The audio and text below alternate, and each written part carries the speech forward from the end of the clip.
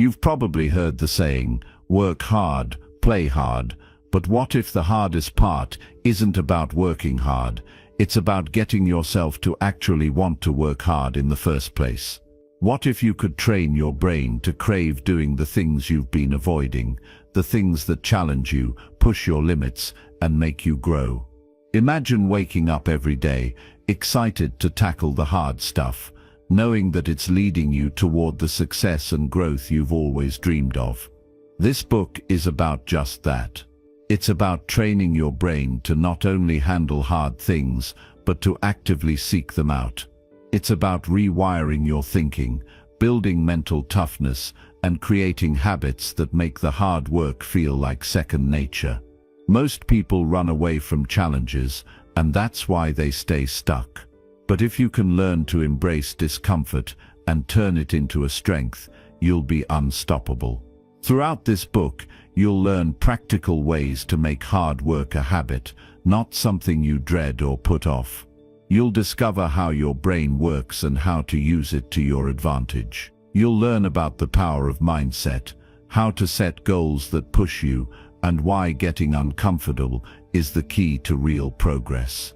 This isn't just theory, this is real, actionable advice that you can start using right now to make a difference in your life.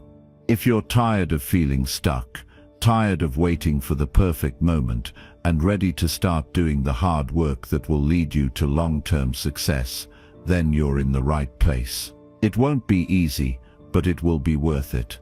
This is your chance to build a mindset that thrives on challenges and turns them into opportunities. Stick with this book, and I promise you'll start seeing your brain and your life change in ways you never thought possible. So, are you ready to train your brain to crave doing hard things? Let's get started. Chapter 1. Understanding the brain's resistance to hard work. Your brain isn't wired to love hard work. It's programmed to keep you safe, conserve energy, and avoid discomfort. When you sit down to tackle something challenging, whether it's writing a report, starting a fitness routine, or learning a new skill, your brain almost instinctively says, "Let's not." That resistance isn't a sign that you're lazy, it's just biology. Our brains evolved to prioritize immediate rewards and minimize threats. Back in the day, this kept us alive. If there was danger or uncertainty, your brain signaled you to avoid it. But today, this same mechanism can work against you. Modern challenges, like building a business or learning a language, don't come with immediate rewards. They require effort up front with results that take time. And that's where the brain struggles. It doesn't see the long-term payoff. It sees the immediate discomfort. When you think about doing something hard, your brain activates the pain centers, making you feel uneasy before you've even started. This is why procrastination feels so tempting. Your brain seeks relief by pushing the hard task aside and choosing something easier, like scrolling your phone or watching TV. Understanding this tendency is the first step to overcoming it. Let's talk about dopamine for a moment. You've probably heard of it as the brain's reward chemical, and that's a pretty good way to think of it. Dopamine is what gives you that burst of satisfaction when you accomplish something. It's also what makes you crave a slice of cake or feel good after completing a workout. Here's the tricky part. Your brain releases dopamine more easily for quick, effortless rewards than for delayed gratification. Think about it. Scrolling through social media gives you a quick hit of dopamine with little effort. On the other hand, working hard on a project might not feel rewarding until days, weeks, or even months later. Your brain naturally gravitates toward the path of least resistance to get that dopamine fix. But here's the good news: you can train your brain to release dopamine for the right reasons. By breaking big goals into smaller, more manageable tasks, you create opportunities for frequent wins. Each small accomplishment gives your brain a dose of dopamine, reinforcing the habit of hard work. Over time, your brain starts craving these productive wins. Now, let's address the mental roadblocks that tend to get in the way. First, there's the fear of failure. Nobody likes to feel like they're bad at something. When you're faced with a task that feels unfamiliar or tough, the fear of messing up can paralyze you. But here's the truth. Failure is part of the process. Every successful person has failed more times than they've succeeded. The only difference is they kept going. Then there's perfectionism, which can be just as debilitating. Sometimes you don't even start because you're waiting for the perfect conditions or for yourself to feel ready. Newsflash, there's no such thing as perfect timing. Waiting for perfection is just another form of procrastination. And let's not forget overwhelm. Big tasks can feel, well, big. When you're staring at a mountain, it's hard to imagine climbing it. That's why breaking tasks into smaller steps is so important. Instead of focusing on the entire project, focus on the first step. Then the next. Before you know it, you'll be halfway up the mountain. So how do you beat your brain's natural resistance to hard work? Start small. The hardest part of any task is starting. To make it easier, shrink the task. Instead of saying, "I'm going to write a book," say, "I'll write for 5 minutes today." 5 minutes is doable. Once you start, you'll often find the momentum to keep going. Another trick is to eliminate distractions. Your environment plays a huge role in your ability to focus. Set up a workspace that minimizes distractions. Turn off notifications, put your phone in another room, and let people know when you need uninterrupted time. Rewards are another powerful tool. Remember the dopamine we talked about. Use it to your advantage. Give yourself a small reward after completing a challenging task. It could be a cup of coffee, a walk outside, or even just a moment to relax. These rewards reinforce the habit of hard work. And don't underestimate the power of visualization. Before starting, take a moment to picture yourself finishing the task. Imagine how good it will feel. This simple mental exercise can give you the motivation to begin. Your brain's resistance to hard work isn't a weakness. It's just the way you're wired. But the beauty of being human is that you have the power to rewire those tendencies. By understanding how your brain works and using strategies to outsmart it, you can turn resistance into resilience. The hardest part is starting. Once you take that first step, you're already on your way to building a brain that craves doing hard things. So take a deep breath, pick one task, and start small. You've got this. Chapter 2. The Science of Neuroplasticity. Your brain is an incredible thing. It's capable of learning, adapting, and changing in ways that can completely transform your life. But to understand how you can train it to work for you, you first need to understand something called neuroplasticity. It's a big word, but don't let that scare you. At its core, neuroplasticity simply means that your brain can change. It can rewire itself, form new connections, and even strengthen those connections with practice. This ability is what makes personal growth and change possible for anyone. Think about this for a moment. Every thought you have, every action you take, and every habit you repeat creates a kind of pathway in your brain. Imagine walking through a forest. The first time you walk a new path, it's rough and hard to see. The more you walk it though, the more defined the path becomes. Eventually it's easy to find and easy to follow. That's what happens in your brain.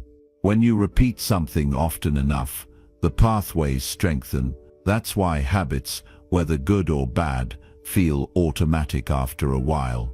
The good news is, you can intentionally create and strengthen pathways that lead to the kind of life you want. Here's where it gets exciting. Your brain doesn't care if the task is easy or hard. It just responds to repetition. The more you do something, even something challenging, the more your brain adapts to make it feel easier over time. It's not about being naturally gifted or talented, it's about showing up and doing the work consistently. The problem is, most people give up before their brain has a chance to adapt. They try something new, hit a rough patch, and think, I'm just not cut out for this. But the truth is, they just haven't walked the path enough times for it to become clear. Let me give you a practical example. Think about learning to drive a car. At first, it feels overwhelming. There's so much to think about. The gas pedal, the brake, the steering wheel, the mirrors. Your brain feels like it's on overload. But over time, with practice, those actions become automatic. You don't have to think about every little detail anymore. That's neuroplasticity in action. Your brain has created and strengthened the pathways needed to make driving second nature. Now, let's apply this to something you're working on. Maybe it's starting a new fitness routine, learning a language, or tackling a project at work. At first, it's going to feel hard. Your brain isn't used to it, so the pathways aren't there yet. But every time you show up and put in the effort, you're carving out that path a little more. The key is to keep going, even when it feels uncomfortable. That discomfort is a sign that your brain is working to adapt. One of the most inspiring things about neuroplasticity is that it doesn't matter how old you are. For a long time, scientists thought that the brain stopped changing after a certain age.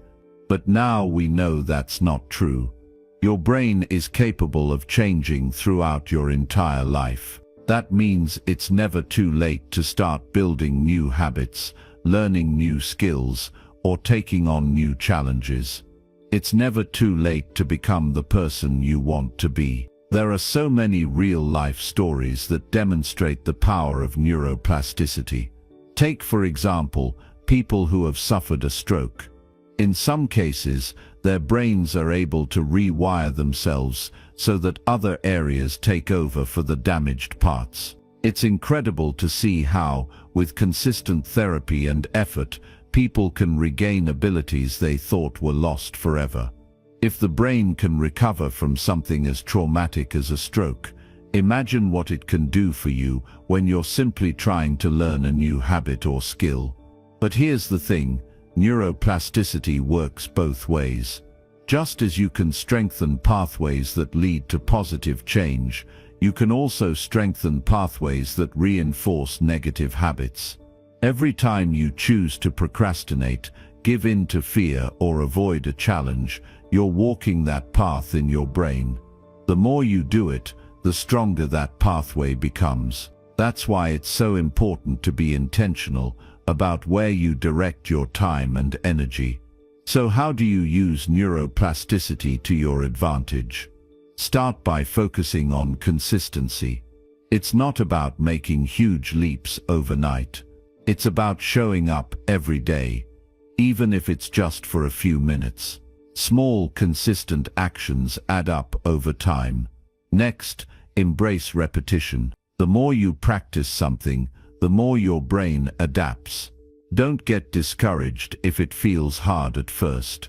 Remember, you're carving out a new path, and that takes time. Finally, be patient with yourself. Change doesn't happen overnight, but it does happen. Trust the process and keep moving forward. Your brain is an incredible tool, and it's on your side. It's capable of more than you can imagine, and it's ready to adapt to whatever you throw at it. All you have to do is decide what kind of life you want to create, then take consistent action to make it happen. You're not stuck, you're not limited. With time, effort, and a little patience, you can train your brain to work for you, not against you. And that's when the magic happens. Chapter 3: The Importance of Mindset. Mindset is a powerful thing. It's like the lens through which we see the world. If your mindset is fixed, You'll view challenges as threats and obstacles as roadblocks. But if you have a growth mindset, you'll see challenges as opportunities to learn, grow, and become better. This chapter is all about how mindset shapes your approach to hard work, and how shifting your mindset can make all the difference when it comes to facing difficult tasks and achieving success. Let's start with a little story. Think about someone you know who has been successful in their life. Maybe it's a friend, a mentor, or someone in the public eye.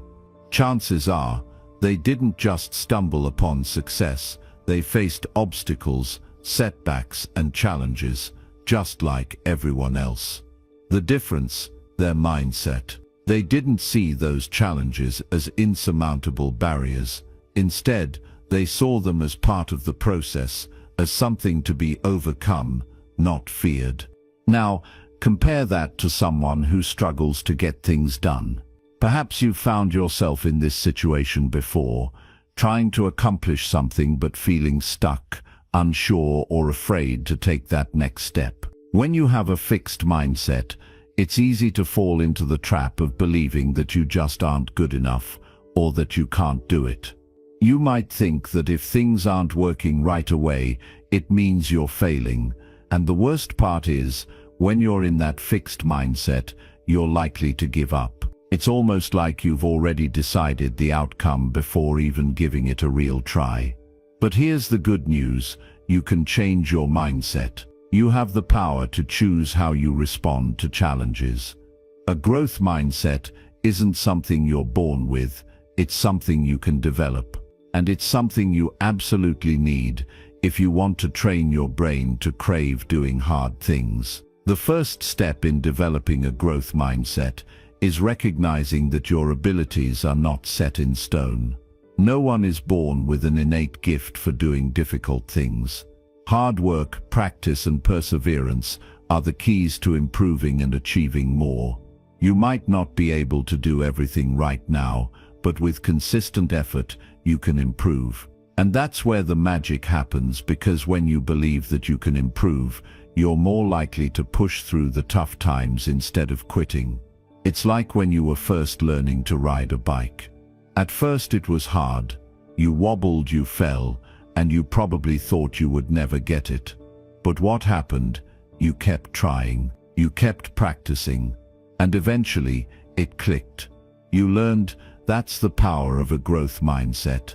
It's about seeing failures as stepping stones, not as permanent roadblocks. Every time you fall, you get a little closer to success. Another crucial element of mindset is self-talk.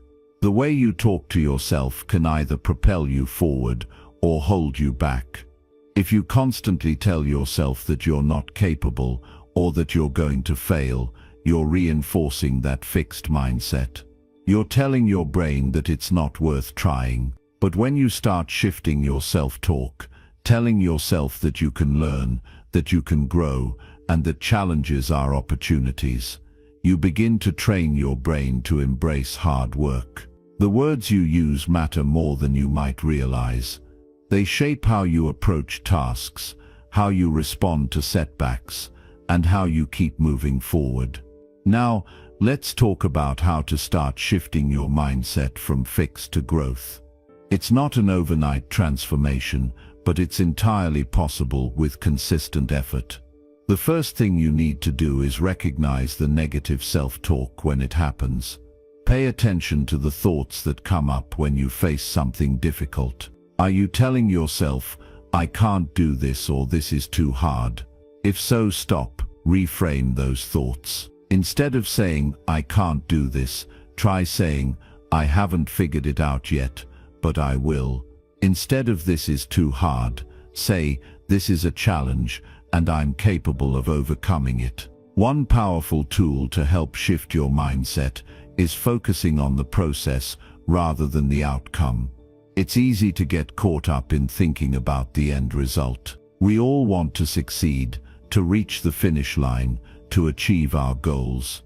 But when you focus too much on the end result, it can feel overwhelming, especially when you're up against a tough task. Instead, focus on the steps you need to take today. Break down the task into smaller, manageable pieces and give yourself credit for each step you take. Even if you're not where you want to be yet, you're making progress. This mindset shift is important because it removes the pressure of perfection and allows you to enjoy the journey. When you can look at challenges and see them as opportunities for growth, you're more likely to stay motivated and keep going, even when things get tough. You're not waiting for the perfect moment, you're focusing on what you can do right now to keep moving forward. One of the best ways to reinforce a growth mindset is through continuous learning. Seek out opportunities to learn something new, even if it's outside your comfort zone. Whether it's a new skill, a new approach, or a new perspective, learning keeps your brain engaged and flexible. It reminds you that growth is a lifelong process and that you can always get better. So take on new challenges. Don't shy away from hard things because they're uncomfortable. Embrace them. And most importantly, give yourself credit for trying. As you continue to train your brain to crave hard work, remember that growth doesn't always look like a straight line. There will be setbacks, challenges, and moments of doubt, but those are just part of the process. The key is not to let them stop you. Keep showing up, keep learning, and keep believing that you are capable of more than you think. With a growth mindset, you'll start to see hard work not as something to avoid, but as something you embrace and even crave, because you know it's what leads to growth, success, and achievement. This is the beginning of a journey of learning, growing, and pushing through the challenges that come your way. With the right mindset, there's nothing you can't overcome. And that, my friend, is the power of a growth mindset. Chapter 4. Setting meaningful goals. If you've ever tried to achieve something big, something that's really important to you, then you've probably realized that it's not enough to just wish for it or hope that it'll happen on its own. You need more than just motivation. You need a clear, focused plan, and that plan starts with setting meaningful goals. Now, you might be thinking, I know about goals. I've heard of SMART goals, and I've tried setting them before, and you'd be right. But there's more to goal setting than just checking off boxes or trying to be disciplined. There's a deeper connection that needs to be made, a connection between what you want and why it matters to you. Because when you truly understand why you're working towards something, when that goal resonates with your values and your deeper desires, it becomes a lot easier to push through the tough times. Let's take a step back for a moment. Think about a time when you set a goal that was truly meaningful to you. Maybe it was something personal, like improving your health or advancing in your career. Maybe it was a creative project or a skill you wanted to master. Whatever it was, I'm sure there was a moment when the goal lit you up, made you feel excited, and gave you a sense of purpose. That feeling is key to setting meaningful goals. It's about tapping into something that excites you and motivates you, not just something you think you should do or something that looks good on paper. But here's the tricky part. It's easy to get caught up in goals that don't truly resonate with us. Society, friends, family, even social media, there's always someone else telling us what we should want or what we should be working toward. And it's not that those goals are necessarily wrong, but if they don't align with your personal values or your passions, it's going to be that much harder to stay committed when the going gets tough. So how do we find goals that truly matter? It starts with looking inward. What do you care about? What makes you feel alive? What are the things that when you think about them, make your heart beat a little faster? These are the things that will fuel your motivation and give you the persistence to push through when it gets hard. Once you have an idea of what matters to you, it's time to make those goals more specific. A general goal like I want to get better at my job is a nice start, but it's too vague to guide your actions. The more specific you can get, the better. So ask yourself, what exactly does better look like? What skills do you need to develop? What milestones will show you that you're making progress? When you break your goals down into smaller, more specific parts, it becomes easier to take action and track your progress. This is where the concept of SMART goals comes in. I'm sure you've heard of this before: specific, measurable, achievable, relevant and time-bound. But just knowing the acronym isn't enough. You have to actually apply it to your goals. So let's say your goal is to advance in your career. Instead of just saying, "I want to be better at my job," make it specific. "I want to learn how to lead a team effectively." That's a goal you can measure. Then break it down further. I'll read one leadership book every month, attend a leadership workshop, and seek out mentorship from someone who's been a leader in my field. Now you have something concrete to work with. As you create these specific goals, make sure they're achievable. It's important to be ambitious, but it's also important to be realistic. Setting goals that are too big or too far out of reach can lead to frustration and burnout. On the flip side, setting goals that are too easy won't push you to grow. Finding that sweet spot between challenge and realism is key to keeping your motivation high. Now, let's talk about relevance. A goal is only worth pursuing if it matters to you. If you're setting goals based on someone else's expectations or what you think you should be doing, it won't carry the same weight as a goal that aligns with your own values. Ask yourself, why is this goal important to me? What will it mean for my life if I achieve it? When you connect the goal to something deeply meaningful, it becomes easier to stay focused, even when obstacles arise. And of course, there's the time-bound element. Without a timeline, it's easy to procrastinate or let the goal slip into the background. Deadlines are powerful because they create urgency and focus. But remember, the timeline should be realistic too. You don't want to set a deadline that's so tight it's impossible to meet, but you also don't want to leave things open-ended for too long. Give yourself a time frame that motivates you to take consistent action. Here's the thing about goals: they're not just about the end result. Sure, it's great to achieve what you set out to do, but the real magic happens along the way. The process of working toward your goals is where the growth happens. It's where you develop discipline, resilience, and the ability to handle challenges. The work you put in, the sweat, the effort, the late nights, the sacrifices, that's what shapes you into the person you need to become in order to achieve the success you want. Sometimes, when you're in the middle of working toward a goal, it can feel like you're not getting anywhere. Progress might seem slow, or you might hit a roadblock that makes you question if it's all worth it. That's when it's most important to stay grounded in your why. Remember why you set the goal in the first place. Remember what it will mean for you when you achieve it. It's easy to get discouraged, but keep pushing forward. Every small step counts. Every day you show up and put in the work is a step closer to achieving what you want. One of the best ways to stay motivated is to celebrate the small wins along the way. Don't wait until the goal is fully achieved to give yourself credit. Take time to acknowledge the progress you've made, even if it's just a small step.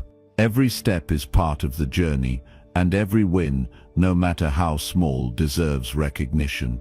It'll keep you going and remind you that you're moving in the right direction. Another thing to keep in mind is that goals are not static.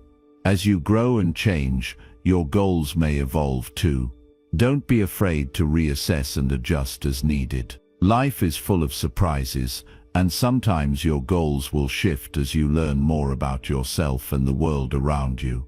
That's okay. The important thing is to stay flexible, stay open to new possibilities, and keep moving forward, even if that means adjusting your goals along the way. In the end, goal setting isn't just about ticking things off a list. It's about creating a roadmap for your life, one that guides you, challenges you, and helps you grow into the person you're meant to become. When you set meaningful, well thought out goals that are aligned with your values and passions, you'll find the strength to push through the hard times and celebrate the successes along the way. And the best part, you'll never stop growing, because once you reach one goal, you'll be ready for the next one. It's an ongoing journey of self-discovery, achievement, and growth. And that, my friend, is the power of setting meaningful goals. Chapter 5. Embracing discomfort. If you've ever tried to push yourself towards something new, you've probably experienced discomfort. Maybe it was that first day at the gym when every muscle in your body was telling you to stop. Or perhaps it was that moment when you were standing in front of a group, about to speak, and your heart was pounding so hard you thought everyone could hear it. Or even starting something new, maybe a new job, a new habit, or a new routine. There's always that uneasy feeling, the voice in your head that tells you, this is too much, this is too hard, just stop. But what if I told you that this discomfort is actually a sign that you're on the right track?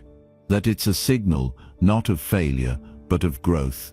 Most people avoid discomfort. We seek comfort because it feels safe, familiar, and easy.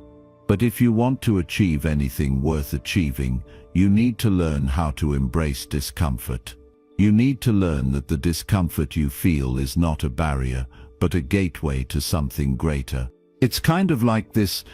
Think about any time you've tried something new. In the beginning, it feels awkward. It feels uncomfortable. That's because your brain doesn't have a set pattern for it yet. You're trying something unfamiliar, and your brain resists the unknown. It's a survival mechanism. But once you push through that discomfort, once you stick with it, your brain starts to form new pathways. And soon, that discomfort fades away, replaced by competence, confidence, and even enjoyment. Think about a time when you were learning something you've now mastered. Maybe it was a skill like riding a bike, learning to cook, or speaking in public. In the beginning, you were probably clumsy, unsure, and maybe even a little scared. But as you continued, something changed. That discomfort eventually became something else. It became confidence, it became familiarity, and it became something you could do without thinking twice. That's what happens when you embrace discomfort. The discomfort you feel isn't something to be afraid of. It's a natural part of the learning process. And if you want to train your brain to crave hard work, you need to learn to get comfortable with discomfort. I know it sounds counterintuitive. Why would you want to embrace something that feels so uncomfortable? The thing is, we often think of discomfort as something negative, something to avoid at all costs. But in reality, discomfort is necessary for growth. Without it, you'd never stretch beyond your current abilities. You'd never achieve anything new. It's like trying to get stronger without lifting weights. You can't. Your muscles need that resistance in order to grow. And just like your muscles, your mind needs discomfort to grow stronger. The good news is, discomfort doesn't last forever. The more you push through it, the more your brain starts to associate hard work with success. And the more you push through, the less discomfort you'll feel the next time you face a challenge. It's like building muscle. At first, it's hard. But over time, as you keep showing up, your brain gets used to the challenge. It learns that you're capable of handling it. And eventually, that discomfort becomes a thing of the past. I get it though. Facing discomfort isn't easy. It takes courage. It takes resilience. It takes the ability to push through when everything in your body is telling you to quit. But that's exactly the kind of attitude that will get you where you want to go. It's that willingness to be uncomfortable that will set you apart. Because most people, when they face discomfort, they give up, they turn around, they avoid it. But those who push through, that's where the real growth happens. Think about some of the greatest achievers in history, people like Thomas Edison, Michael Jordan, or Oprah Winfrey. Do you think they didn't face discomfort? Of course they did, but they learned to push through it. They learned that discomfort wasn't a sign to stop, it was a sign to keep going. They faced challenges, setbacks, and failures, just like everyone else, but they kept moving forward. They embraced discomfort as part of the process. Here's the truth. You're not going to get anywhere worth going without some level of discomfort. Whether it's trying something new, stepping outside your comfort zone, or working through a tough challenge, discomfort is part of the equation. It's part of what makes success so rewarding. If it were easy, everyone would do it. But the discomfort, the struggle, it's what makes it all worth it in the end. So how do you start embracing discomfort? It starts by changing the way you think about it. Instead of seeing discomfort as a sign that you should quit, see it as a sign that you're pushing yourself. You're stepping outside of what's familiar, and you're growing. Every time you feel that discomfort, remind yourself that it's temporary.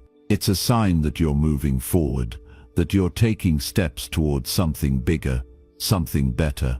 Another way to embrace discomfort is to start small. Don't jump into the deep end right away. Start with something manageable.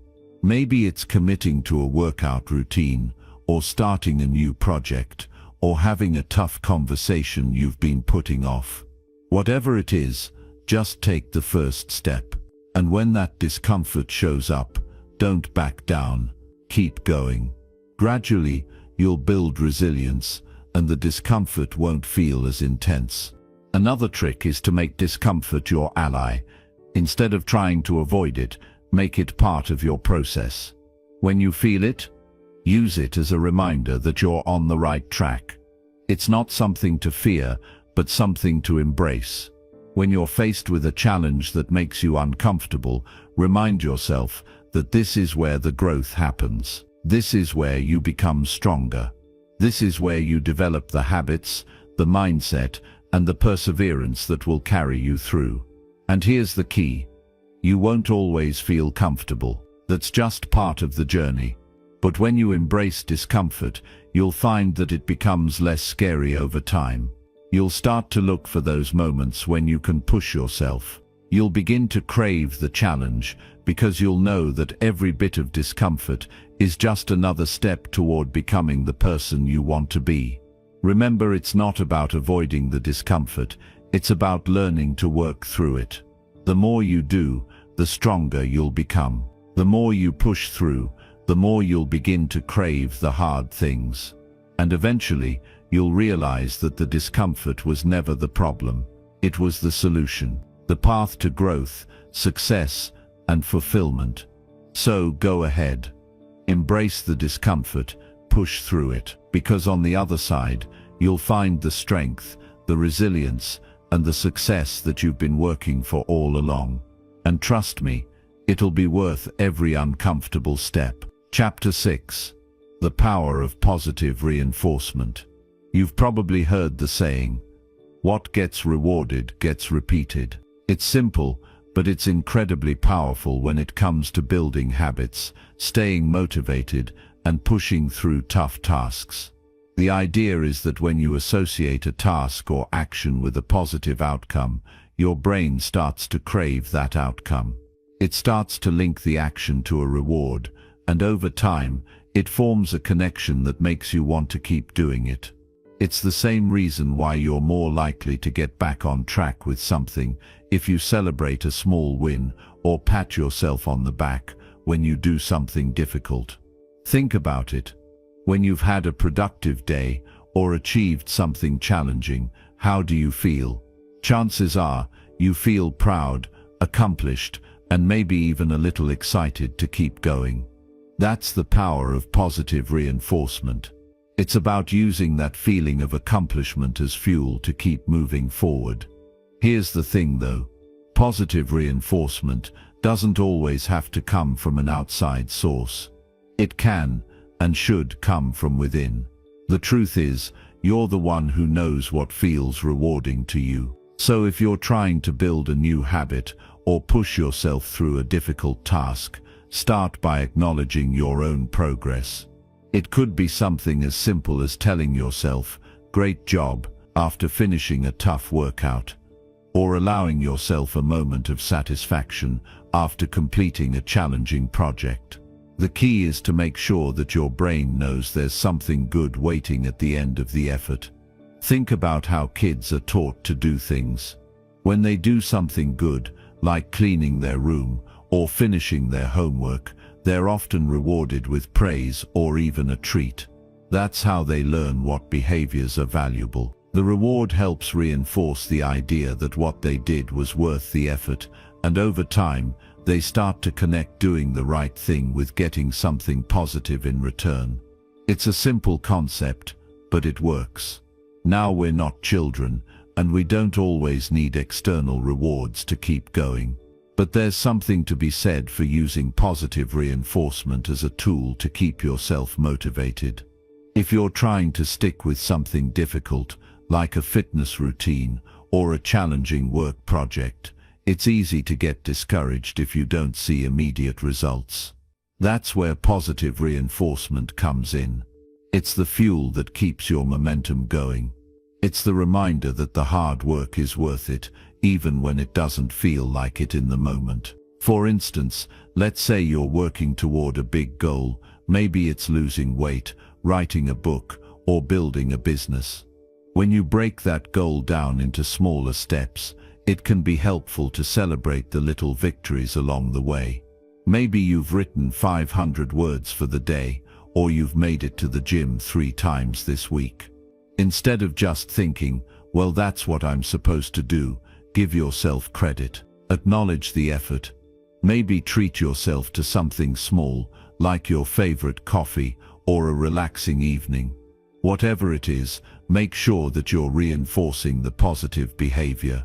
The great thing about positive reinforcement is that it doesn't have to be extravagant or even tangible. The simplest rewards can be the most effective. A few minutes of quiet time, a favorite song, a phone call with a friend.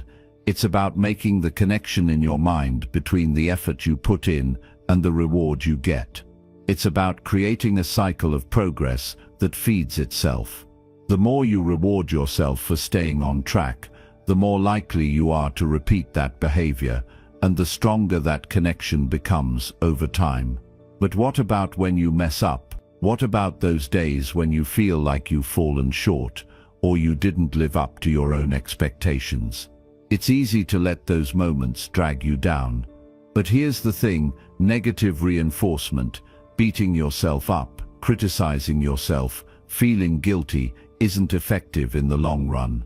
In fact, it often has the opposite effect. When you're hard on yourself, it becomes harder to stay motivated, because your brain starts to associate effort with negativity, and that's the last thing you want. Instead of focusing on the mistakes or setbacks, try to shift your focus back to what you've done well. Sure, maybe you didn't hit all your goals for the day, but did you make progress? Did you show up, even if it wasn't perfect? That counts, and when you acknowledge that, you create a positive feedback loop. You start to see that progress isn't about being perfect every time. It's about showing up, putting in the work, and rewarding yourself for that effort. The thing about positive reinforcement is that it doesn't have to be immediate. It's not always about instant gratification. It's about reinforcing the idea that every effort you put in, no matter how small, is valuable. When you take the time to celebrate those small wins, you're creating a mental association between hard work and positive outcomes. Over time, this helps to rewire your brain to crave that feeling of accomplishment. It becomes easier to push through the tough moments because your brain knows there's a reward waiting for you on the other side. But what happens when you're facing a particularly difficult task, one that feels overwhelming and discouraging? That's where external positive reinforcement can be helpful. Sometimes we need others to help us stay on track. Maybe it's a mentor, a friend, or a colleague who gives you that little boost when you're feeling low. They remind you of your strengths, celebrate your progress, and help you see how far you've come. Don't be afraid to lean on others for support and encouragement. We all need it from time to time. And let's not forget the power of self-talk. The way you talk to yourself can either build you up or tear you down. Positive reinforcement is as much about your inner dialogue as it is about the rewards you give yourself. So when you're working through something tough, remind yourself of your progress, your strengths, and your ability to overcome challenges. Instead of focusing on what you haven't done, focus on what you have. The more you do this, the easier it will become to stay positive and motivated, even on the difficult days. The bottom line is this: positive reinforcement is a powerful tool in training your brain to crave hard work and push through challenges. Whether it's small rewards you give yourself or the encouragement you get from others, reinforcing your efforts is what will keep you going. It's about creating a mindset where hard work feels good because you've learned to associate it with positive outcomes. And over time, that's what will turn those tough tasks, those moments of discomfort, into something your brain actually looks forward to. The more you practice this, the more natural it will become, and soon enough, you'll find that the real reward is in the effort itself. Chapter 7: Mindfulness Techniques to Enhance Focus. When you think about focus, it's easy to imagine a steady, unbroken stream of concentration that powers you through a task without distraction. But we all know that's not always the case. Whether you're trying to finish a project, stick with a workout routine, or just get through the day without feeling overwhelmed, distractions can derail your focus in an instant. And the more you try to force focus, the more elusive it becomes. That's where mindfulness comes in. Now, before you start thinking that mindfulness is just some buzzword or something reserved for yoga retreats, let me assure you that it's much more practical than that. Mindfulness is about being present in the moment. It's about paying attention, without judgment, to what's happening right now. It's about taking a step back from all the noise, distractions and worries in your head, and simply being aware of where you are and what you're doing. And when it comes to focus, mindfulness is one of the most powerful tools you can use. Think about how often your mind wanders throughout the day. You might be working on something important, but then a stray thought about dinner, a phone notification, or a random memory pops into your head. Suddenly, you're lost in thought, and that task you were so focused on feels miles away. We've all been there. Our minds are naturally drawn to distractions. But with mindfulness, we can train ourselves to bring our attention back to the task at hand, gently but firmly. Let me start with a simple example. Let's say you're sitting down to write, and you're finding it hard to focus. You sit there, staring at the screen, your mind racing in a dozen different directions. Maybe you're worried about how the writing is going, or thinking about something you need to do later. You're not really here, you're in the future or the past. So instead of forcing yourself to write, take a moment to stop and take a deep breath. Close your eyes for a second and check in with your body. Are you tense? Are you holding on to stress in your shoulders, your neck, or your jaw? Notice how you're feeling without judgment. Just observe. The first step of mindfulness is simply being aware. You don't have to fix anything right away or try to force a different feeling. Just pause, take a breath, and acknowledge the present moment. When you do that, you begin to create a sense of calm and presence that can help you refocus. It's like hitting the reset button for your brain. Now, let's dive a little deeper into mindfulness. One of the most effective mindfulness techniques for improving focus is the practice of grounding. This involves using your senses to reconnect with your environment and the present moment. The next time you find yourself distracted, take a moment to really tune in to what's happening around you. Look around the room and notice details that you might have overlooked. A picture on the wall, the light filtering through the window, the texture of the chair you're sitting in. Touch something nearby and feel its texture. Listen to the sounds around you. Maybe it's the hum of a computer, the ticking of a clock, or the distant sounds of traffic. Grounding helps you return to the present, pulling you out of your head and back into your body. And when you're present, it's easier to focus. The more you practice this, the quicker and more automatic it becomes. You don't have to do it for long. Just a minute or two is enough to reset your focus and bring you back to the task at hand. Another mindfulness technique that can help with focus is deep breathing. I know, it sounds simple, but don't let the simplicity fool you. When we're stressed or distracted, our breath becomes shallow and rapid. This kind of breathing sends signals to your body that you're in fight or flight mode, which makes it harder to concentrate and think clearly. But when you take slow, deep breaths, you activate your parasympathetic nervous system, which is responsible for calming your body down.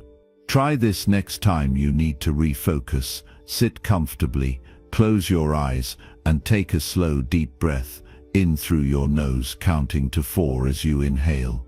Hold for a moment at the top, then exhale slowly through your mouth, counting to 4 again.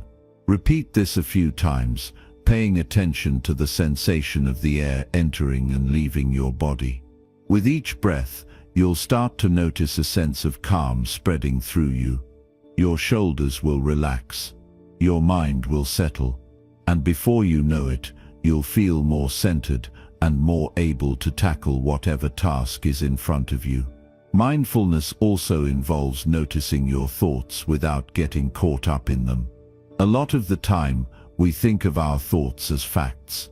If we're worried or anxious, we take those thoughts as gospel truth. But mindfulness teaches us to step back and observe our thoughts without judgment. Instead of getting tangled in a negative thought cycle, try to treat your thoughts like clouds floating across the sky. They come and go. You don't have to engage with them. You don't have to believe them. You can simply watch them pass by. The more you practice this, the more you'll find that your thoughts have less power over you. When you notice a distracting thought, instead of following it down a rabbit hole, acknowledge it and gently bring your attention back to the task at hand. It's all about creating space between you and your thoughts, so you're not swept away by them. This doesn't mean you'll never get distracted. Distraction is a natural part of being human, but with mindfulness, you become better at noticing when it happens and redirecting your focus more quickly.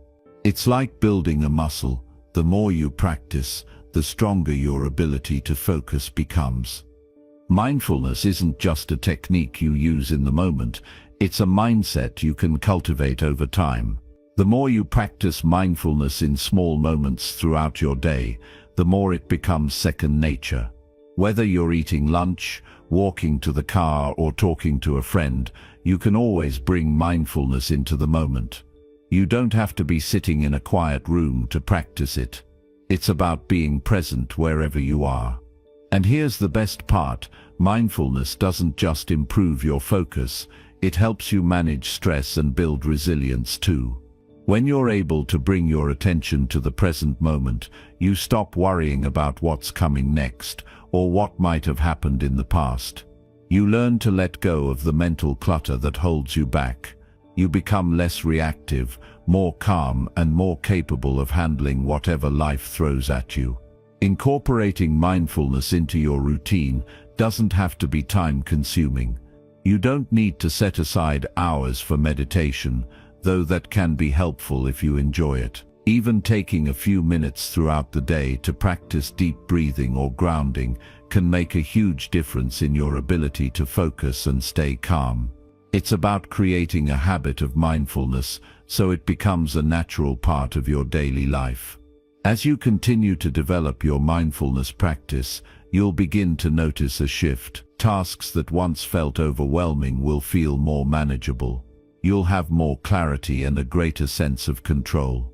And most importantly, you'll start to see the power of being present, not just in your work, but in your life. Mindfulness is a tool that helps you tune out the distractions, clear the mental clutter, and focus on what matters most. And the more you practice it, the stronger your ability to stay focused will become, allowing you to push through challenges and achieve your goals with greater ease. So take a deep breath, be present, and trust that with mindfulness, focus is within your reach. Chapter 8. Building Resilience Through Practice. There's something that separates people who get ahead from those who stay stuck. It's not intelligence, talent, or luck. It's resilience, the ability to bounce back when life knocks you down, to keep going even when the odds are against you, and to press forward when the going gets tough. Resilience is what allows you to face setbacks and still believe in your ability to succeed. It's a muscle, just like any other. And just like any muscle, it gets stronger the more you use it. Think about the hardest thing you've ever done.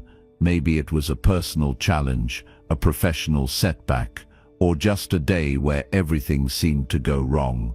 Whatever it was, it probably felt like it was too much to handle at the time. You might have questioned if you were capable of overcoming it. You might have thought about giving up. But you didn't. And the reason you didn't is because you had some level of resilience in you. Maybe you didn't know it then, but you found a way to push through, to keep going, and to keep fighting. Resilience isn't about being invincible. It's not about avoiding failure or difficulty. It's about how you respond to those things. When things don't go according to plan, it's not the setback that defines you, it's how you react. The people who bounce back quickly aren't the ones who never face adversity. They're the ones who refuse to let it stop them. But resilience isn't something that just magically appears when you need it. It's built through practice, through small moments of adversity, through the decisions you make when things get tough. It's like strengthening any other skill. It requires training, consistency, and a willingness to keep going, even when it feels hard. The first step in building resilience is realizing that challenges are part of the process. No one gets to the top without facing obstacles. There will be days when things don't go your way. There will be times when you feel defeated, when your efforts seem to fall short, or when everything feels like one big uphill battle. The key is not to see these setbacks as signs of failure, but as opportunities to practice resilience. Every time you push through, you're strengthening that muscle. Every time you get back up after a fall, you're proving to yourself that you can handle whatever comes your way. One of the most powerful tools in building resilience is reframing failure. Think about how we usually react to failure. It's painful, discouraging, and often feels like a roadblock. But what if we saw failure differently? What if we looked at it not as a dead end, but as a learning experience, a chance to grow stronger? Because that's exactly what failure is. A teacher in disguise. Every failure holds valuable lessons about what works and what doesn't. Every misstep is an opportunity to improve, to adjust, and to become better. When you encounter failure, ask yourself what you can learn from the experience. What would you do differently next time? What did the situation teach you about your strengths and weaknesses? By focusing on the lessons, you shift the narrative from one of defeat to one of growth. And that shift in mindset is crucial for building resilience. It allows you to face setbacks with a sense of curiosity rather than fear. But learning from failure doesn't just happen in your head, it requires action. Resilience is built not just by thinking about challenges, but by facing them head-on. You can't grow stronger by avoiding difficulty. You have to step into the discomfort, even when it feels like the easier path would be to quit or hide. When you take action, even when you don't feel ready, you're proving to yourself that you can handle more than you think. And that belief, that confidence in your ability to handle challenges, is what fuels resilience. Another key to building resilience is learning how to manage stress. Stress is a natural part of life, but it doesn't have to overwhelm you. How you respond to stress plays a big role in how resilient you are. If you let stress control you, it can be paralyzing. But if you learn how to manage it, you can turn it into fuel for growth. One way to manage stress is by developing coping strategies that work for you. It could be taking a walk to clear your head, practicing mindfulness, journaling, or talking things out with a trusted friend. These small actions help you stay grounded, even when life feels chaotic. Another important aspect of resilience is having a sense of purpose. When you know why you're doing something, whether it's a personal goal, a career ambition, or something bigger, it gives you the strength to push through when times get tough. Purpose acts as a compass that guides you through the storm. When the challenges come, your purpose will remind you why it's worth pushing through. It's the difference between being tossed around by the waves of life and sailing with a steady hand on the wheel. One of the best ways to build resilience is by taking small, consistent steps. Resilience isn't built overnight, it's a process. The more you challenge yourself, the more you expose yourself to difficult situations, the stronger your resilience becomes. Start with manageable challenges. Take on something that pushes you a little beyond your comfort zone, but doesn't overwhelm you. Each time you face something tough and push through it, you're building resilience. Over time, those small steps add up, and you'll find yourself capable of handling much bigger challenges than you ever thought possible. But it's not just about handling the big stuff. Resilience is about how you handle the everyday struggles, the small setbacks, the daily stresses, the moments when things don't go as planned.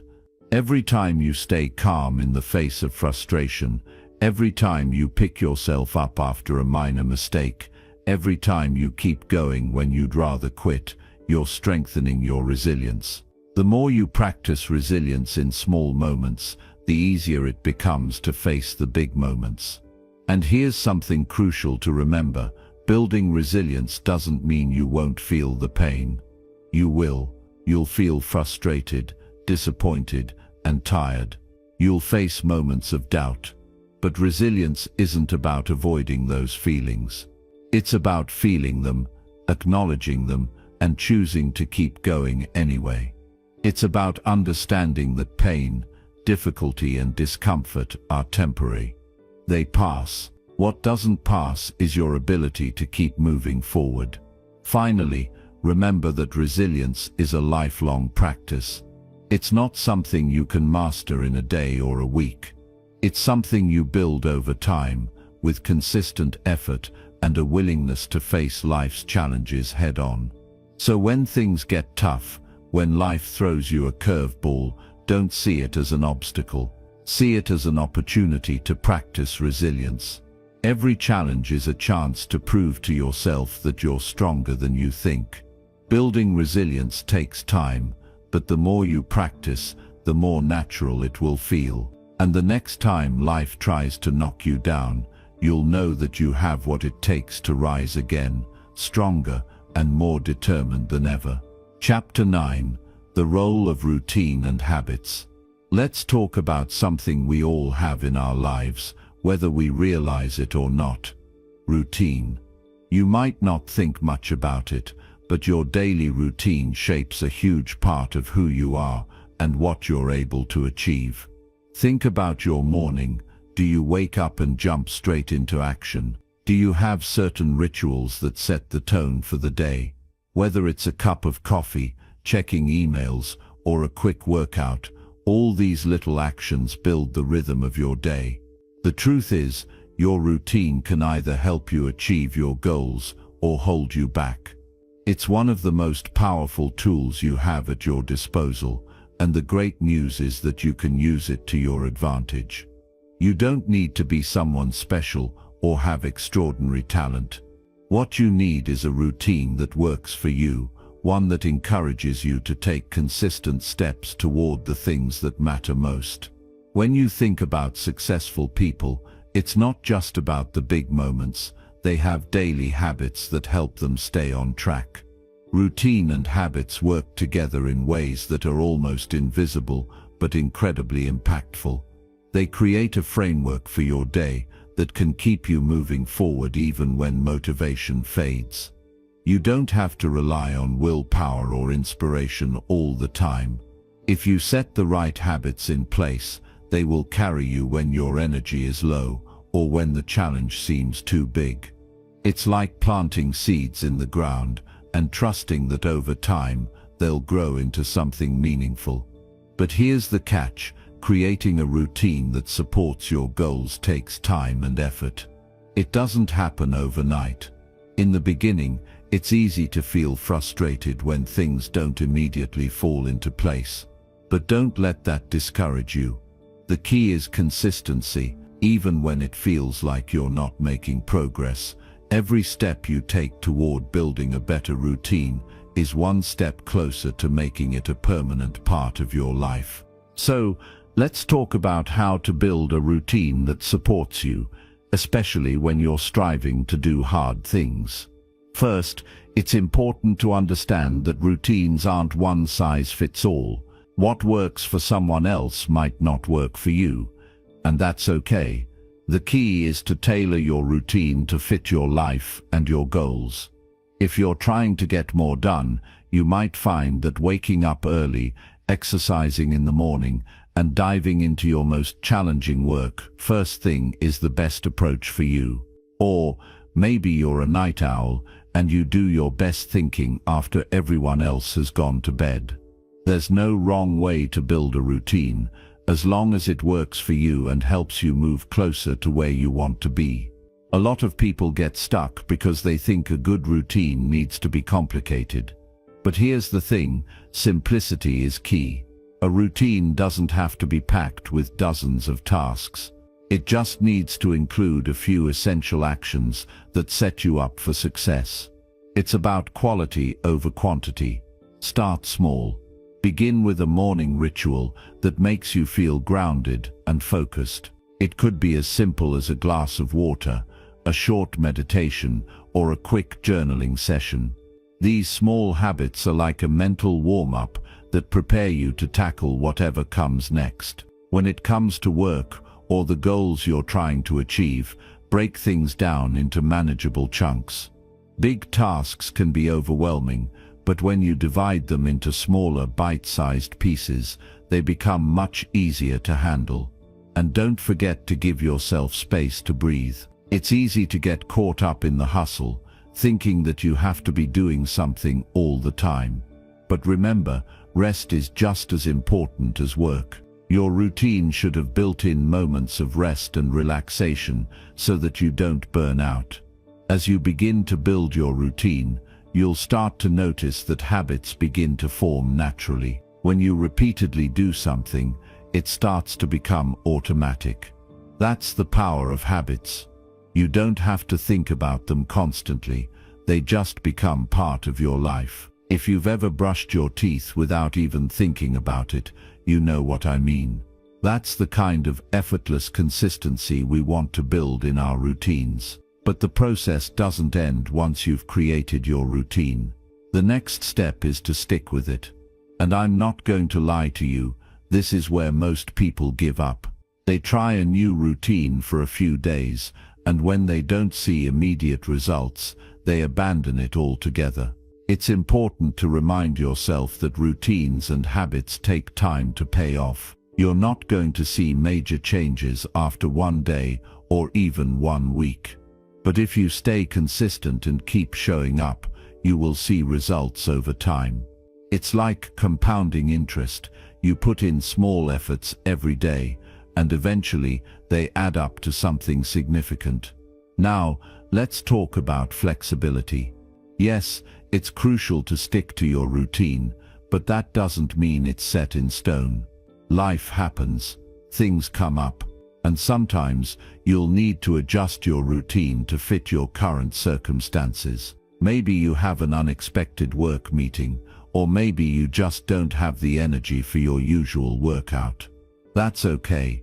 The goal isn't perfection, it's progress. If you need to tweak your routine here and there, don't beat yourself up. Just make sure that you keep going and stay committed to your long-term vision. The beauty of routine is that it doesn't just apply to the big things. The small habits, the ones that seem insignificant, are the ones that really add up. The way you make your bed in the morning, the way you organize your day, the way you respond to stress, these are all habits that shape your mindset and your ability to handle challenges. So even on the days when you feel like you're not making any progress, know that these small actions matter. They're building the foundation for your success. When you've set up a routine that works for you, it's easier to tackle the hard things.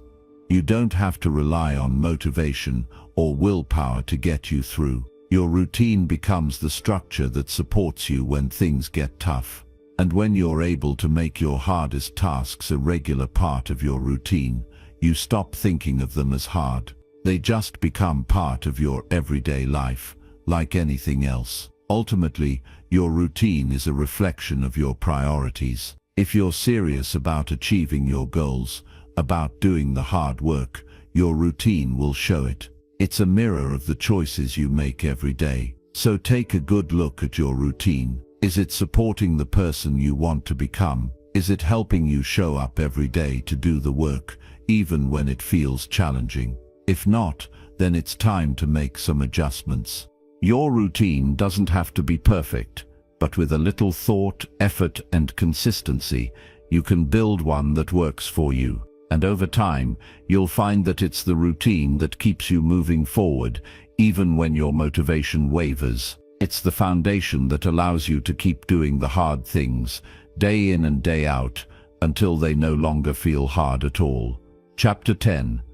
Visualization Techniques for Success. Visualization is a tool that's often talked about, but not always fully understood. It's more than just daydreaming about what you want.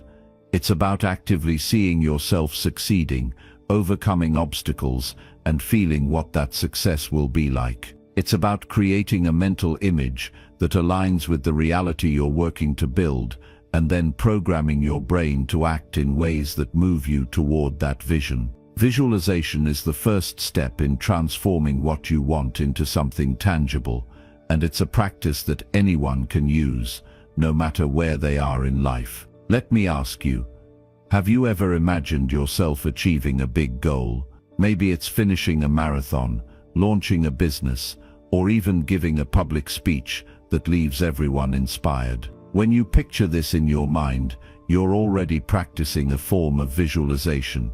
The brain doesn't know the difference between something you imagine and something you actually experience. So when you visualize success, your brain starts to create the neural pathways that make it more likely to become a reality. The more vividly you see the outcome you want, the more likely your actions will align with achieving it. It's like putting your brain in the driver's seat and allowing it to take the wheel towards success. But it's not just about seeing the end result. Visualization involves fully engaging all your senses. When you picture yourself achieving your goals, really take the time to feel what it would be like. Imagine the sights, the sounds, the emotions. If your goal is to finish a challenging project, see the details in your mind, the work you're doing, the satisfaction of checking off a task, the sense of pride when you reach that final step. Smell the scent of the room, hear the quiet focus of the environment around you, and feel the weight of the accomplishment in your chest. These sensory details deepen your connection to the goal and make it feel more real. The more real you make it in your mind, the easier it becomes to take action toward it in the physical world. You may be thinking, okay, but does this really work? The answer is absolutely yes. Science backs it up. There have been numerous studies that show how visualization can improve performance. For instance, athletes have used visualization for years to enhance their physical skills. A study done on basketball players showed that simply visualizing themselves making free throws resulted in a better performance in the actual game. The mind can't distinguish between a vividly imagined event and the real thing. When you picture yourself succeeding, your brain starts to wire itself for success. This isn't just about hoping or wishing for things to happen. It's about creating a mental blueprint for success and then following through on it. Now let's dive a little deeper into how you can use visualization as a daily practice. The key here is consistency. Just like anything else, the more you practice, the better you get at it. Set aside time each day to visualize your success. Find a quiet space where you can be undisturbed. Close your eyes, take a few deep breaths, and allow yourself to imagine achieving your goal in as much detail as possible. If it's a work goal, see yourself completing a task with focus and confidence. If it's a personal goal, picture yourself reaching a milestone and celebrating that moment. Make it as vivid and detailed as possible. The first step is to create a clear, specific vision of what you want. If you don't have a concrete idea of what success looks like for you, then visualization becomes a little more challenging. The more specific you can be, the more effective your visualization will be. Instead of just imagining success, imagine what that success looks like in action. Where are you? What are you doing? Who are you with? The more you can picture the experience, the more connected your mind will feel to it. This process helps train your brain to recognize what it's working toward and gives you a sense of direction. Visualization also helps reduce anxiety and self-doubt. When you imagine yourself succeeding, you can work through the feelings of fear that often hold us back. Instead of being afraid of the unknown, you begin to imagine a reality where you are prepared, confident, and capable. It's like rehearsing for a play. You've already gone through the motions in your mind, so when it's time for the real thing, you're more comfortable, more at ease, and less intimidated. If you constantly visualize yourself failing or not being good enough, that's the mindset you'll carry with you. But when you see yourself succeeding, no matter the challenges that come your way, your brain starts to prepare you to handle them. It's like training for a race.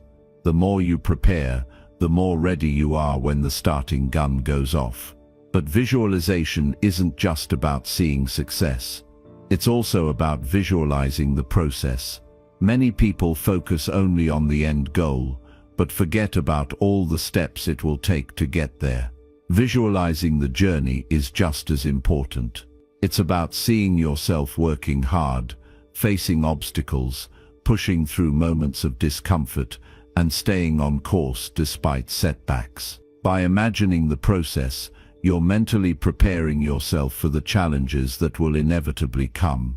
And because you've already mentally rehearsed those moments, you'll feel more confident and capable when they show up. You might be thinking that this sounds too easy or not practical enough. But let me tell you, this is one of the most powerful tools in your arsenal. When you make it a habit to visualize your goals, you rewire your brain to think and act in ways that support your success. Every time you visualize, you reinforce your belief in your ability to achieve, and you increase your motivation to take the necessary steps toward that goal. Visualization is like a self-fulfilling prophecy. The more you see yourself succeeding, the more likely it is to happen.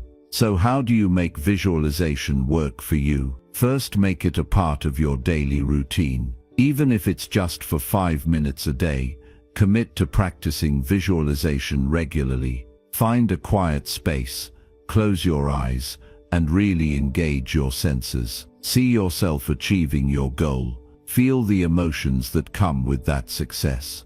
Hear the sounds that surround you. Smell the air, touch the things that are a part of the experience.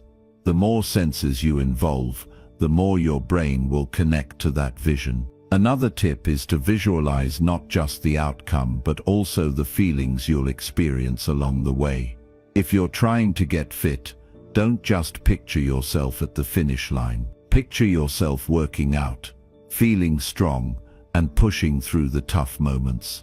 See yourself taking the steps toward your goal, day by day. When you start to see the process as something you can handle, it becomes easier to take action toward it. One of the most powerful parts of visualization is that it builds confidence. The more you see yourself succeeding, the more confident you'll feel about taking on challenges. Your mind starts to believe in your potential because you've given it evidence of success. You've mentally prepared for every step of the journey, and your brain believes that you're capable of handling whatever comes your way. Visualization doesn't guarantee instant success, but it increases your chances of success by helping you focus, believe in yourself, and stay motivated. It creates a mental framework that aligns with the reality you want to create. The more you practice it, the more natural it becomes, and eventually, your actions will follow suit. Your dreams aren't as far away as they seem.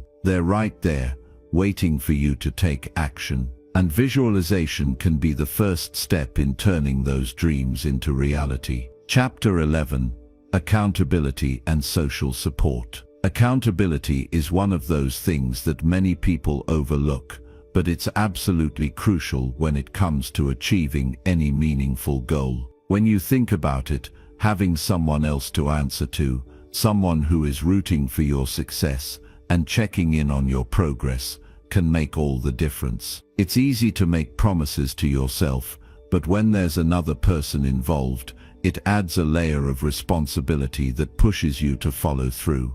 The thing about accountability is that it works on multiple levels. First, it keeps you motivated. We all go through moments where we feel unmotivated, where it feels like the mountain we're climbing is just too steep. Having someone there to remind you why you're doing what you're doing can reignite that spark. When someone asks, "Hey, how's that project going?" or "Did you get your workout in today?" it gives you a little nudge. It's not about pressure, but about encouragement to keep going, even on the days when you'd rather quit. But accountability goes beyond just having someone ask how you're doing. It also helps you stay on track with your actions. It's easy to drift off course when you're working alone, especially if you're not seeing immediate results. However, having a person you check in with, whether it's a mentor, a friend, or a colleague, gives you that extra layer of focus. You know that your progress isn't just on you. Someone else is there to witness it, and that can make you more committed to doing the work, even when no one else is looking. Let's face it, it's human nature to procrastinate. We all do it. We tell ourselves that we'll start tomorrow, that we'll do it later, but later never really comes. This is where accountability partners play a vital role. They create a sense of urgency. When someone else is counting on you, it's harder to put things off. You don't want to let them down, and you don't want to feel like you're not meeting your commitments. That external sense of accountability shifts you into action. Of course, it's not just about being accountable to someone else, it's about being accountable to yourself. We often set goals without making a plan to hold ourselves accountable, and that's where things tend to fall apart. It's easy to get distracted or to let life's little setbacks take us off course. But when we create systems for accountability, we set ourselves up for success. Whether it's checking in with someone regularly, tracking your progress, or simply writing down your goals, the act of holding yourself accountable forces you to commit to your actions. There are many ways to create accountability, and it's important to find what works best for you. If you're someone who thrives on having regular check-ins, maybe you should find a buddy to go on this journey with you.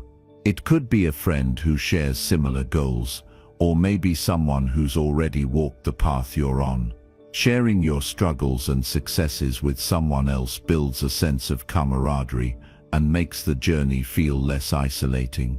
When you talk about your goals with someone, it becomes real in a way that it just doesn't when you keep it inside your head.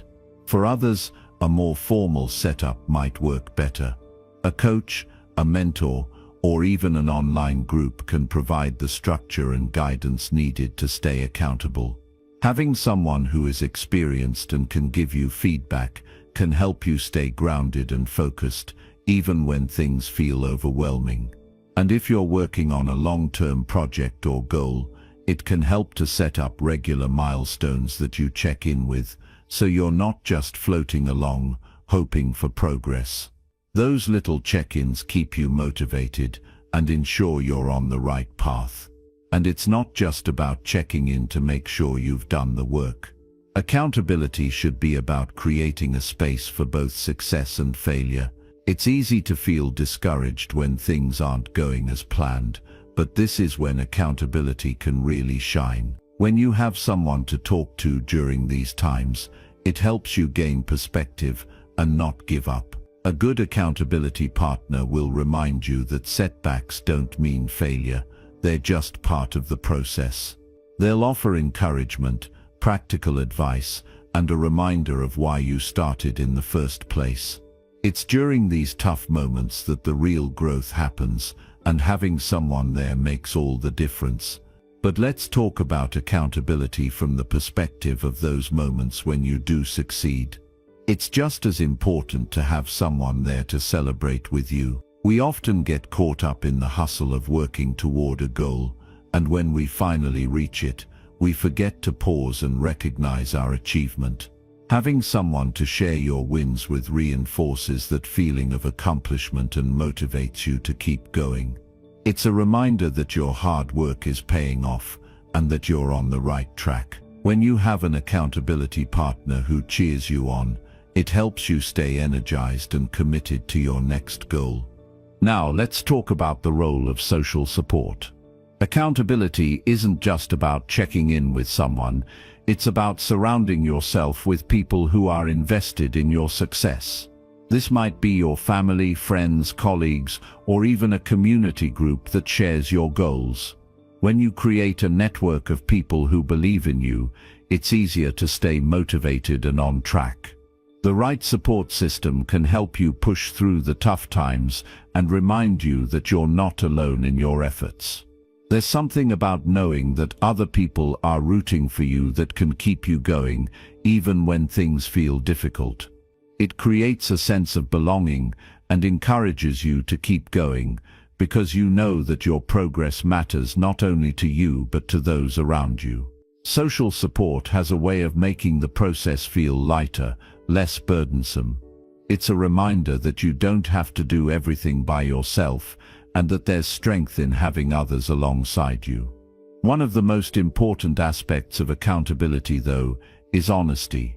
Accountability isn't just about saying, "I did the work," and hoping no one checks.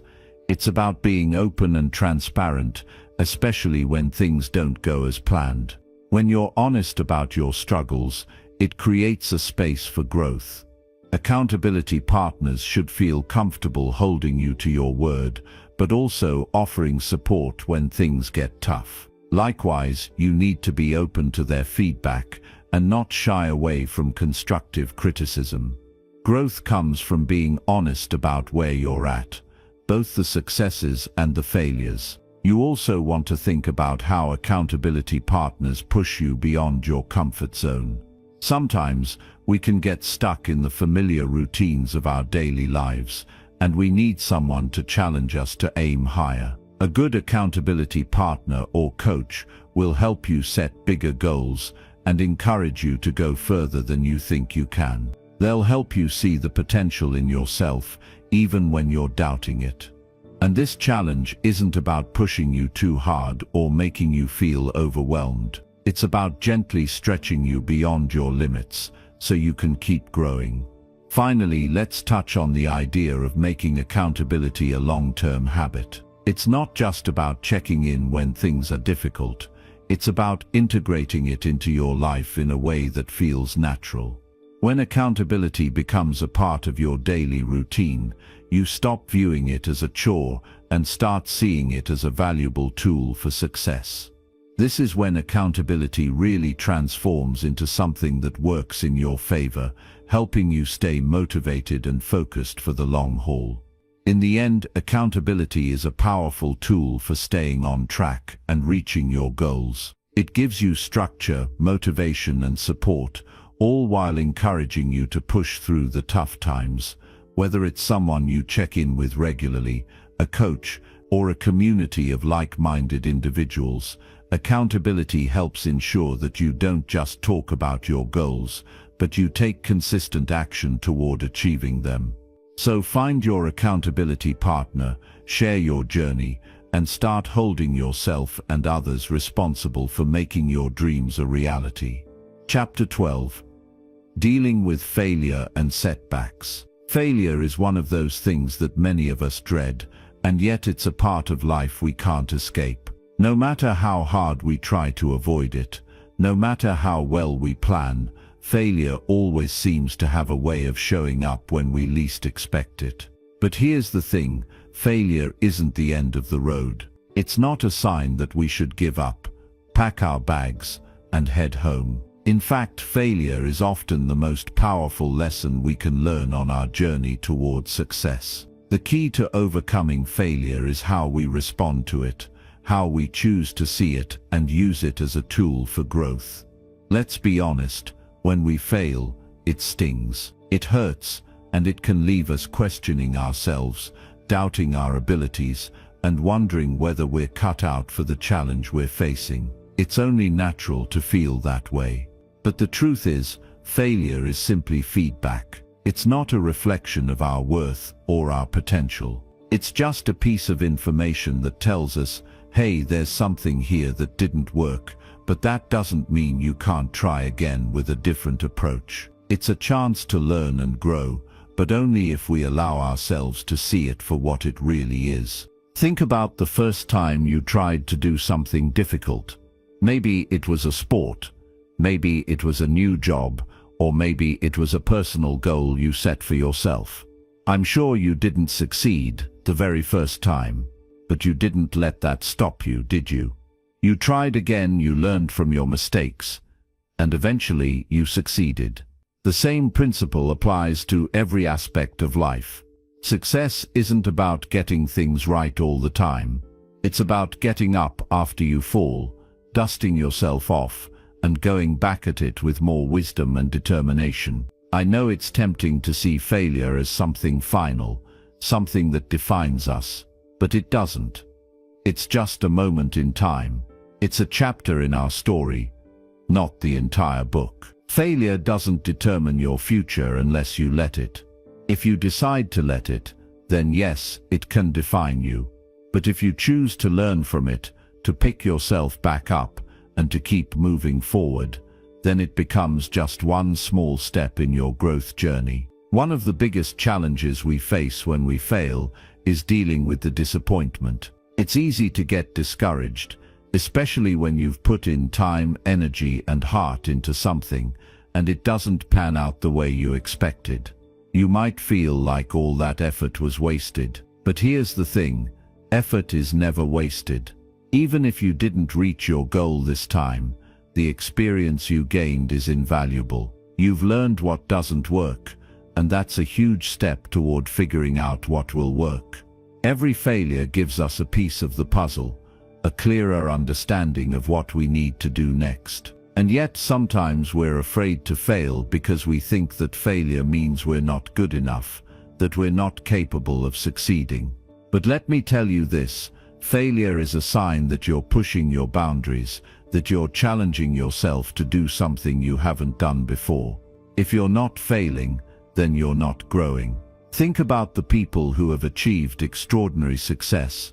They all failed multiple times before they got to where they are. It wasn't the failure that held them back, it was their decision to keep going, to keep learning, to keep evolving that got them to the top.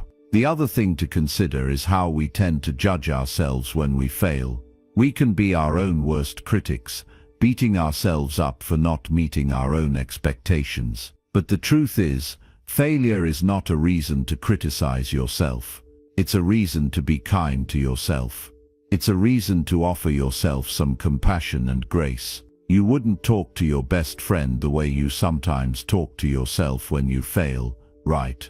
So why do we do it to ourselves? Instead of focusing on the failure itself, focus on what you can do differently next time. Focus on the lessons you've learned, the ways you've grown, and the strength you've gained by facing the challenge head-on.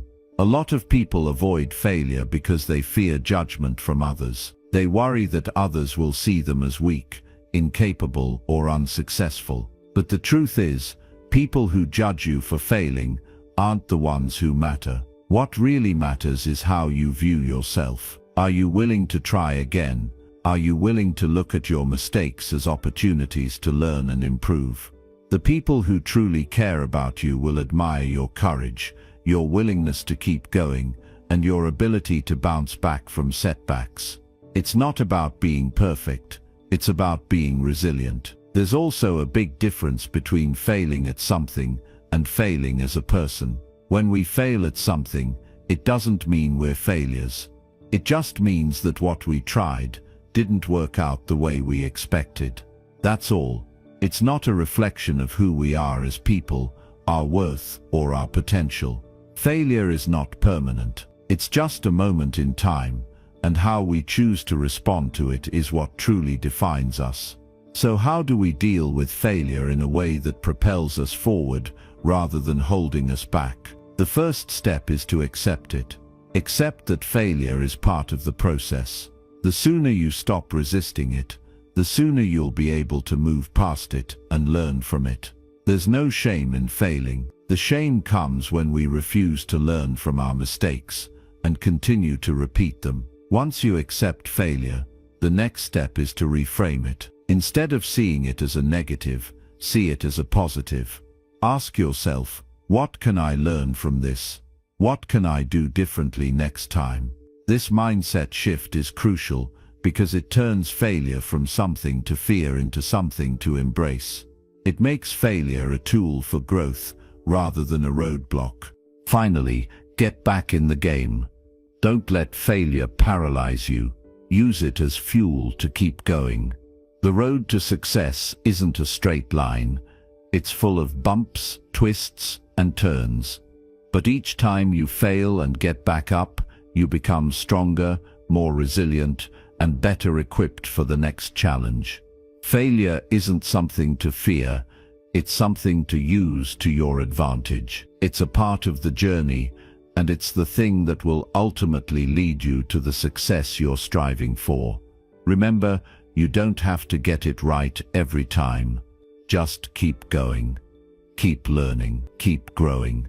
And above all, keep believing in yourself, because in the end, your failures don't define you. How you rise after those failures does. Chapter 13. Crafting your personal challenge plan. When you think about the future, what do you see? Do you envision the life you want to create? Or does the idea of it all feel overwhelming, like it's too far away to even begin? Let's face it, setting goals can feel intimidating, especially when they're big, bold, and life-changing. But here's the truth. The future doesn't just happen on its own. It's shaped by the choices you make today, and one of the most powerful tools you have to shape that future is by setting challenges for yourself, challenges that are meaningful, that push you to grow, and that move you toward the life you truly want. Now, you might be thinking, I've set goals before, and they didn't always work out.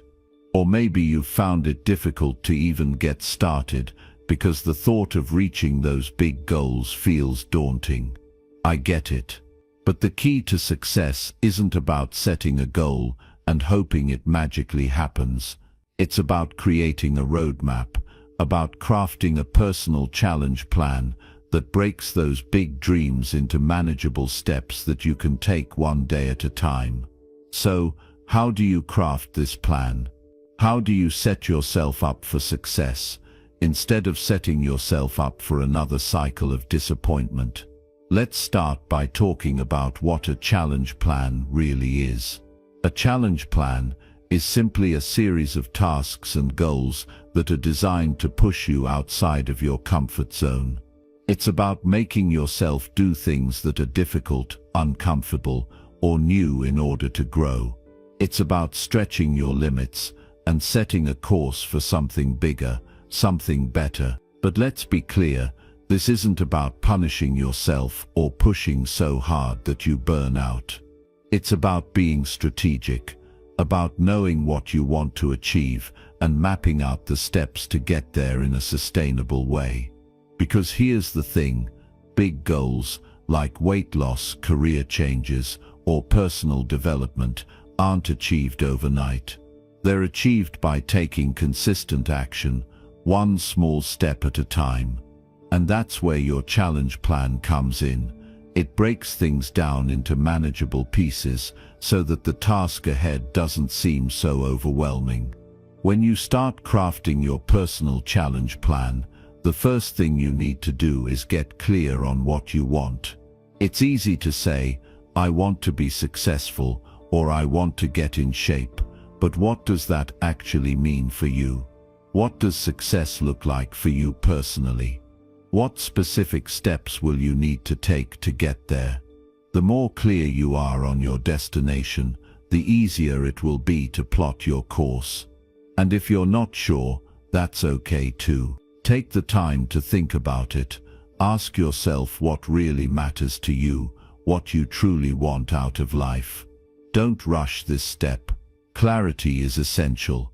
Once you have that clarity, break it down. You've got the big vision, but now you need to get granular. What are the specific actions you need to take in order to make this vision a reality?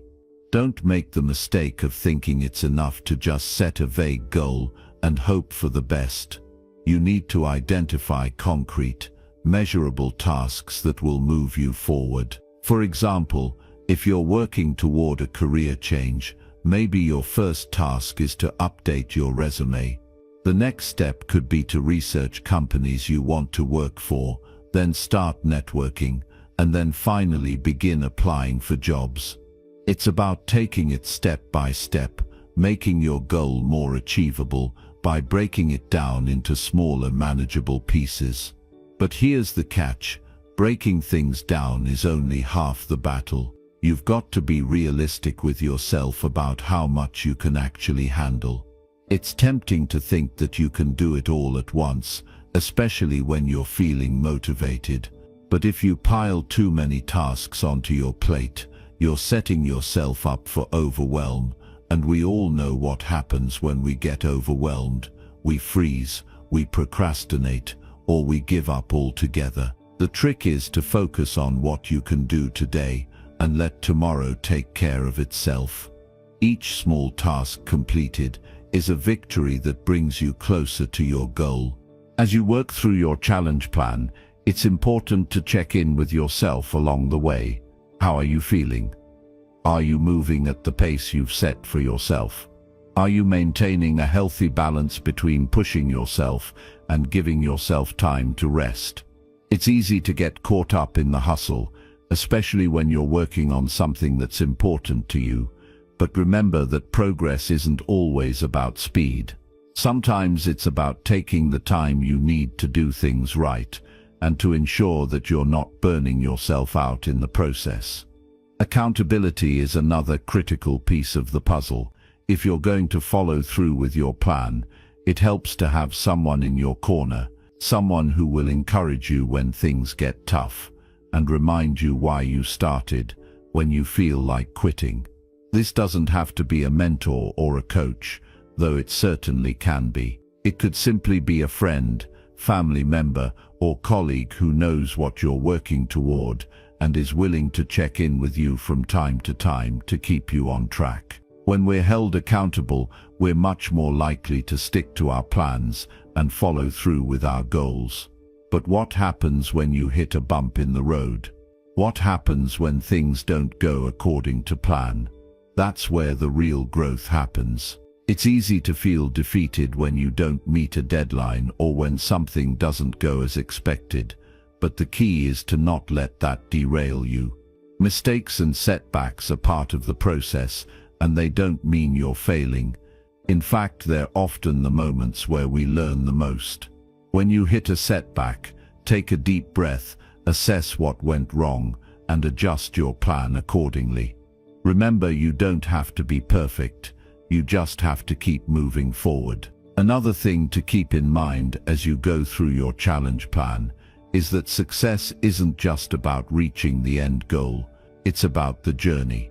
It's about who you become in the process. When you challenge yourself, you're growing, learning, and evolving in ways you might not even realize. Every small step forward is a win. Every time you push through a difficult moment, you're building strength and resilience that will serve you for the rest of your life. You're also going to face fear along the way, fear of failure, fear of not being good enough, fear of not reaching the finish line. Fear is normal. It's a natural part of the process when you're stepping outside of your comfort zone. But what matters is how you respond to that fear. Do you let it paralyze you, or do you acknowledge it, feel it, and then move through it anyway? When you move through fear instead of avoiding it, you break through the barriers that are holding you back from reaching your full potential. As you work through your challenge plan, keep your eye on the bigger picture. Stay focused on why you started, on the life you want to create, and on the person you're becoming in the process. It won't always be easy. There will be moments of frustration, moments where you question if it's all worth it. But remember, each challenge you face, each small victory you achieve, is bringing you one step closer to the life you've envisioned. So don't give up. Keep moving forward. Craft your plan. Break it down into manageable steps. And most importantly, trust yourself. You have everything you need to make it happen. Chapter 14. Time Management for Daring Goals. Time is one of the few things in life that we can never get back. Once a minute passes, it's gone, and there's no way to rewind and relive it. That's why how you spend your time is so important, because the way you manage it directly affects everything you're working toward. Whether you're building a new career, trying to get in shape, or striving for personal growth, your ability to manage time is one of the most powerful tools you have. The way you schedule your day can make all the difference in whether or not you reach your goals. But let's be real, time management isn't always easy. Life is full of distractions, and it can feel like there's always something demanding your attention. It's easy to feel like you're running out of time, that the days are flying by, and you're not making the progress you want to. We've all been there, feeling like we're constantly busy, but never actually getting anything done that really matters. So how do we break out of this cycle? How do we take control of our time and use it to achieve our biggest, most daring goals? The first step in managing your time effectively is realizing that you have more control over it than you think. So often, we act like time is something that happens to us, like it's a force outside of our control. But the truth is, we have the power to shape how we spend our time. And one of the most powerful ways to do that is by getting clear about where your time is currently going. Start by taking a close look at how you spend your days. For a week or so, track your time. Write down everything you do, how much time you spend on work, how much time you spend on social media, how much time you spend watching TV, sleeping, eating, and even just scrolling mindlessly through your phone. Be honest with yourself. It might be uncomfortable to realize how much time you waste, but this is the crucial first step. You can't change what you don't acknowledge. Once you've tracked your time, take a step back and evaluate it. Are you spending time on activities that move you toward your goals? Or are you letting distractions eat up your day? It's easy to fall into the trap of thinking that every minute is accounted for, but if you really dig into how you spend your time, you'll likely find that there's plenty of room for improvement. Next, it's time to start thinking about how you want to spend your time moving forward. This is where the magic of time management happens. When you have a clear vision of your goals, whether it's getting in shape, building a business, or developing a new skill, you can start to structure your day around those things. But here's the catch: just saying you want something isn't enough. You have to be intentional about making the time for it. And that's where scheduling comes in. Scheduling is about more than just writing things down in your calendar. It's about prioritizing the things that matter most and making sure they have a dedicated space in your day. This is where most people slip up. They get so caught up in the day-to-day demands of life that they end up putting their most important tasks on the back burner. But the truth is, if you don't make time for your goals, no one else will. You have to take the responsibility of carving out that time, even when life gets busy. Start by identifying your most important tasks, the ones that will have the biggest impact on your progress. These are the things that will move you toward your goals, the things that require focused, intentional effort. Once you've identified those tasks, schedule them first, make them non-negotiable. If you're trying to get fit, block out time for exercise. If you're working on a new project, set aside time each day to focus solely on that. And here's the key: treat these scheduled times as if they're just as important as a meeting or an appointment. If you don't take them seriously, no one else will either. But scheduling isn't just about blocking out time for tasks, it's also about managing your energy. Think about when you feel the most focused and energized during the day. For some people, that's in the morning. For others, it's in the afternoon or evening. Pay attention to your energy levels and schedule your most demanding tasks during those peak times. If you try to tackle your hardest work when you're feeling exhausted, you're setting yourself up for frustration and disappointment. One thing that can really help with scheduling is using time blocking techniques. Time blocking is where you set aside specific blocks of time for different tasks throughout the day. For example, you might set aside 2 hours in the morning to work on your business, then an hour after lunch to exercise, and then another hour to read or learn something new. The beauty of time blocking is that it helps you stay focused because you know exactly what you're supposed to be doing and when. Another trick to managing your time effectively is to eliminate distractions. You know what I mean, those little things that pull you away from your work and derail your focus. Whether it's checking your phone every 5 minutes, getting sidetracked by social media, or simply overthinking things, distractions are time killers. The good news is, you can control them. Start by creating a focused work environment. Put your phone on silent or in another room. Turn off notifications on your computer. If you're working on something that requires deep focus, create a space where you won't be interrupted. And while we're on the topic of distractions, don't forget to give yourself permission to say no to things that don't serve your goals. It's easy to say yes to every invitation, every request, and every opportunity that comes your way, but that's a surefire way to spread yourself too thin. Learn to prioritize your time and protect your schedule. It's not selfish to focus on your own goals. It's necessary. There's also a huge benefit to setting clear boundaries. When you set boundaries around your time, you're telling yourself and others that your time matters.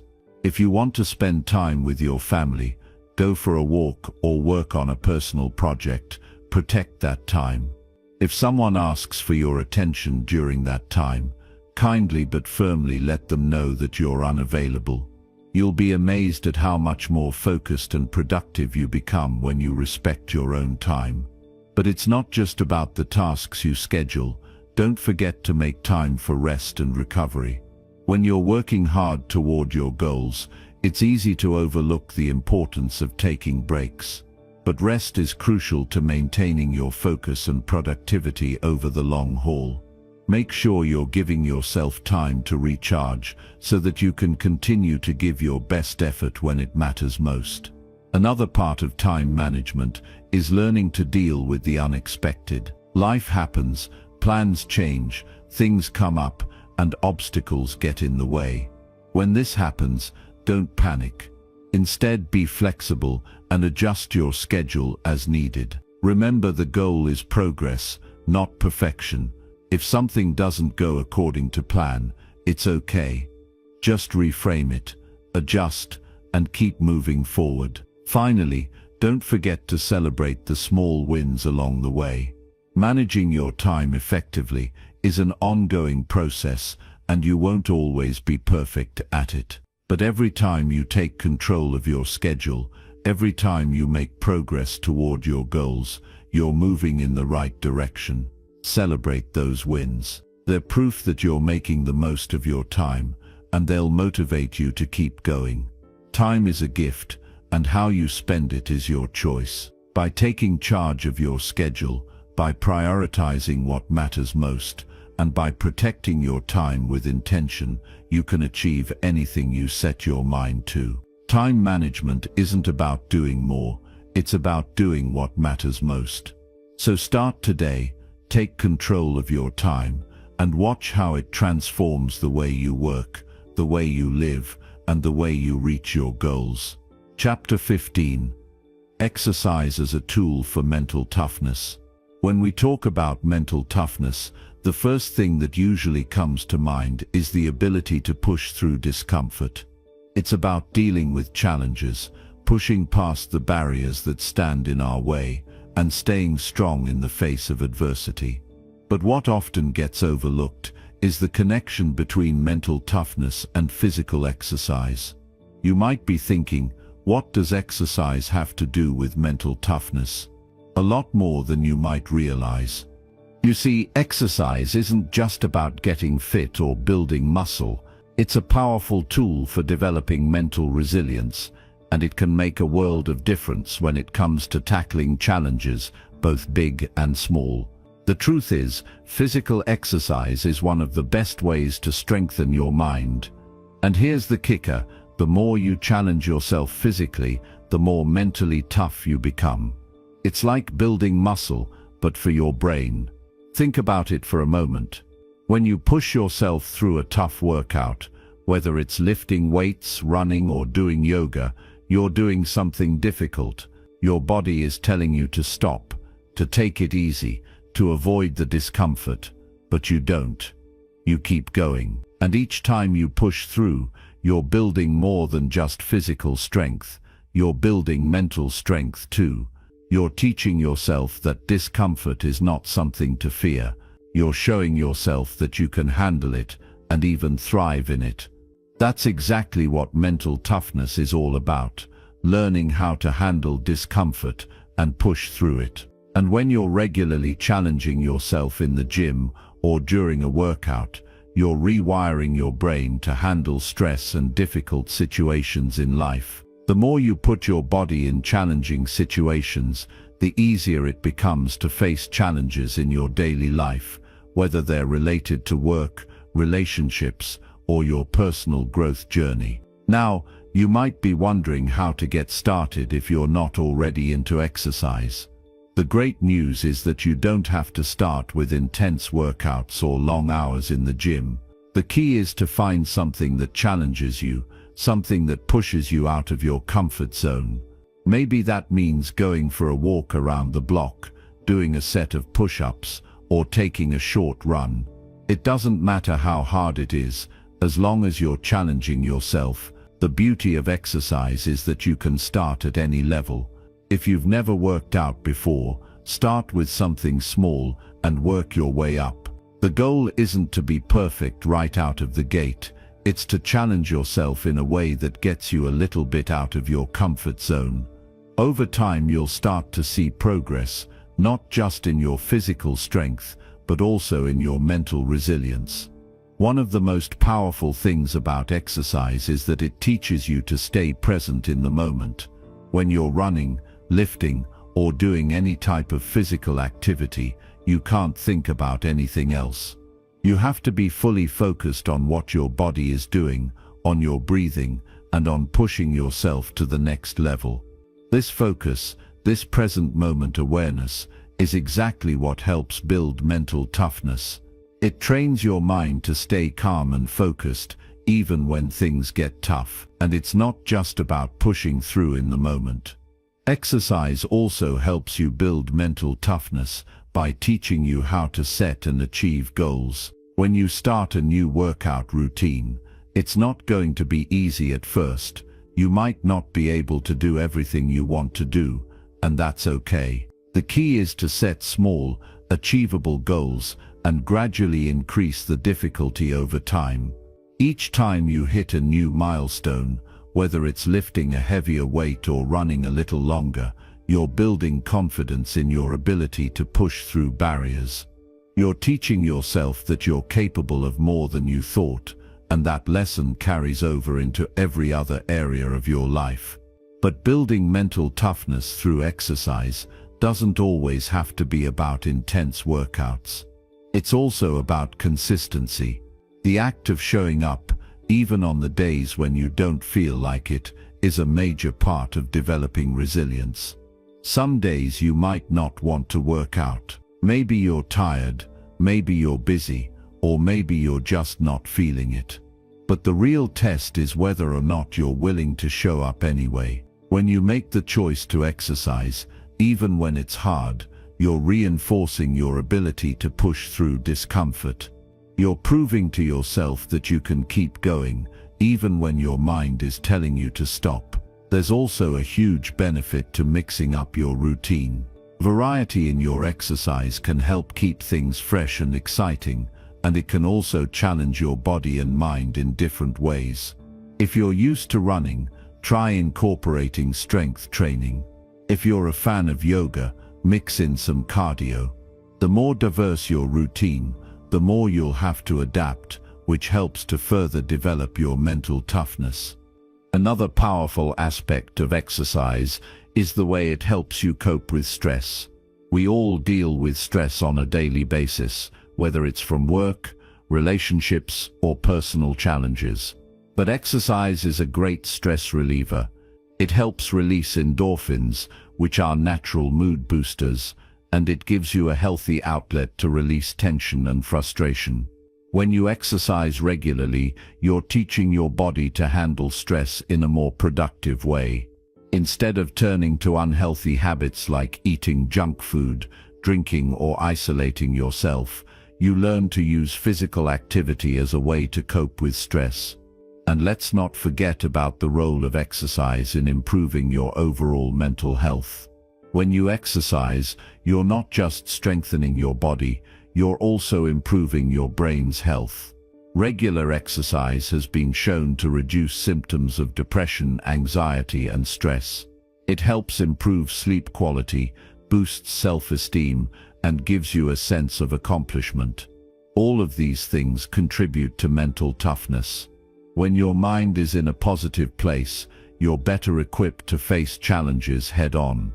Now, if you're still skeptical about the link between exercise and mental toughness, let me share a little story. I remember a time when I was facing a particularly tough period in my life. Everything seemed to be going wrong. Work was stressful, my personal life was rocky, and I just felt overwhelmed. But during that time, I made a commitment to myself to stay consistent with my exercise routine.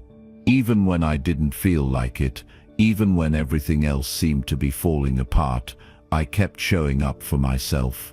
And you know what? It wasn't just the physical changes I noticed. It was the mental strength I built through that consistency. Every workout was a reminder that I was in control.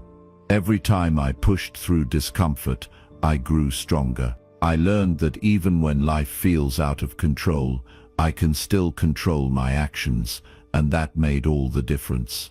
If you want to build mental toughness, If you want to develop resilience that will carry you through life's challenges, don't underestimate the power of exercise. Whether it's a short walk, a run, or a strength training session, make it part of your routine. Show up for yourself, even when it's hard. Push through the discomfort and watch how it transforms not just your body, but your mind as well. Exercise isn't just about getting in shape, it's about shaping your mind to handle anything life throws at you. Chapter 16: Cultivating a supportive environment. When it comes to achieving your goals and making lasting changes in your life, one of the most important things you can do is surround yourself with the right environment. It's easy to think that success comes solely from individual effort, and while that's a part of it, the people and spaces around you play a huge role in determining how far you can go. The truth is, your environment can either propel you forward or hold you back. It's a powerful influence, and if you're serious about reaching your potential, you have to be intentional about creating a space that nurtures your growth. Let's start with the physical environment around you, the place where you spend most of your time. Whether that's at home, in the office, or somewhere else, your physical surroundings can have a major impact on your productivity, mindset, and overall well-being. Think about the times when you've been in a cluttered or disorganized space. It's not just that it looks chaotic, it actually makes you feel chaotic. It's hard to focus when there's too much going on around you. Your mind can get distracted by the mess, which takes away from your ability to think clearly and get things done. On the flip side, when your environment is clean, organized, and purposeful, it's easier to focus. It sends a signal to your brain that it's time to get to work, and that makes it much easier to get into a productive flow. Whether it's setting up a clean desk, organizing your work area, or creating a dedicated space for reading or creative thinking, these little changes can help you feel more grounded and prepared to take on tasks. A clear space often leads to a clear mind, but it's not just about the physical environment, it's also about the people you surround yourself with. Have you ever noticed how the people around you can affect your mood and energy? When you're around positive, supportive people, you feel motivated and inspired to take action. But when you're surrounded by negativity, doubt, or criticism, it can drain your energy and make you second-guess yourself. This is especially true when you're working on challenging goals. If you're trying to grow, change, or pursue something big, you need a support system that encourages you to keep going even when things get tough. That's why it's so important to surround yourself with people who lift you up. These are the individuals who believe in your potential, who challenge you to be better, and who hold you accountable when you start to slack off. Whether they're friends, family, mentors, or colleagues, having the right people around you can make all the difference. They act as a source of encouragement and motivation when your own confidence might falter. They remind you of your worth and help you stay focused on your goals. Now, I know it's not always easy to find the right people. Sometimes the people closest to us might not fully understand our ambitions, or might even unintentionally hold us back with their negativity. And that's okay. It's important to recognize that not everyone in your life will be on the same page as you when it comes to your dreams and goals. But that doesn't mean you have to distance yourself from them entirely. It just means that when it comes to the big things, you might need to seek out other sources of support. One of the best ways to cultivate a supportive environment is to find like-minded individuals who are also committed to growth and success. Look for groups, communities, or even online forums where people share similar goals and challenges. When you surround yourself with others who are also striving to improve, it's easier to stay motivated and stay on track. You don't have to do it alone, and in fact, it's often more powerful when you don't. There's something special about having people around you who are on a similar journey. They understand the struggles, the setbacks, and the victories.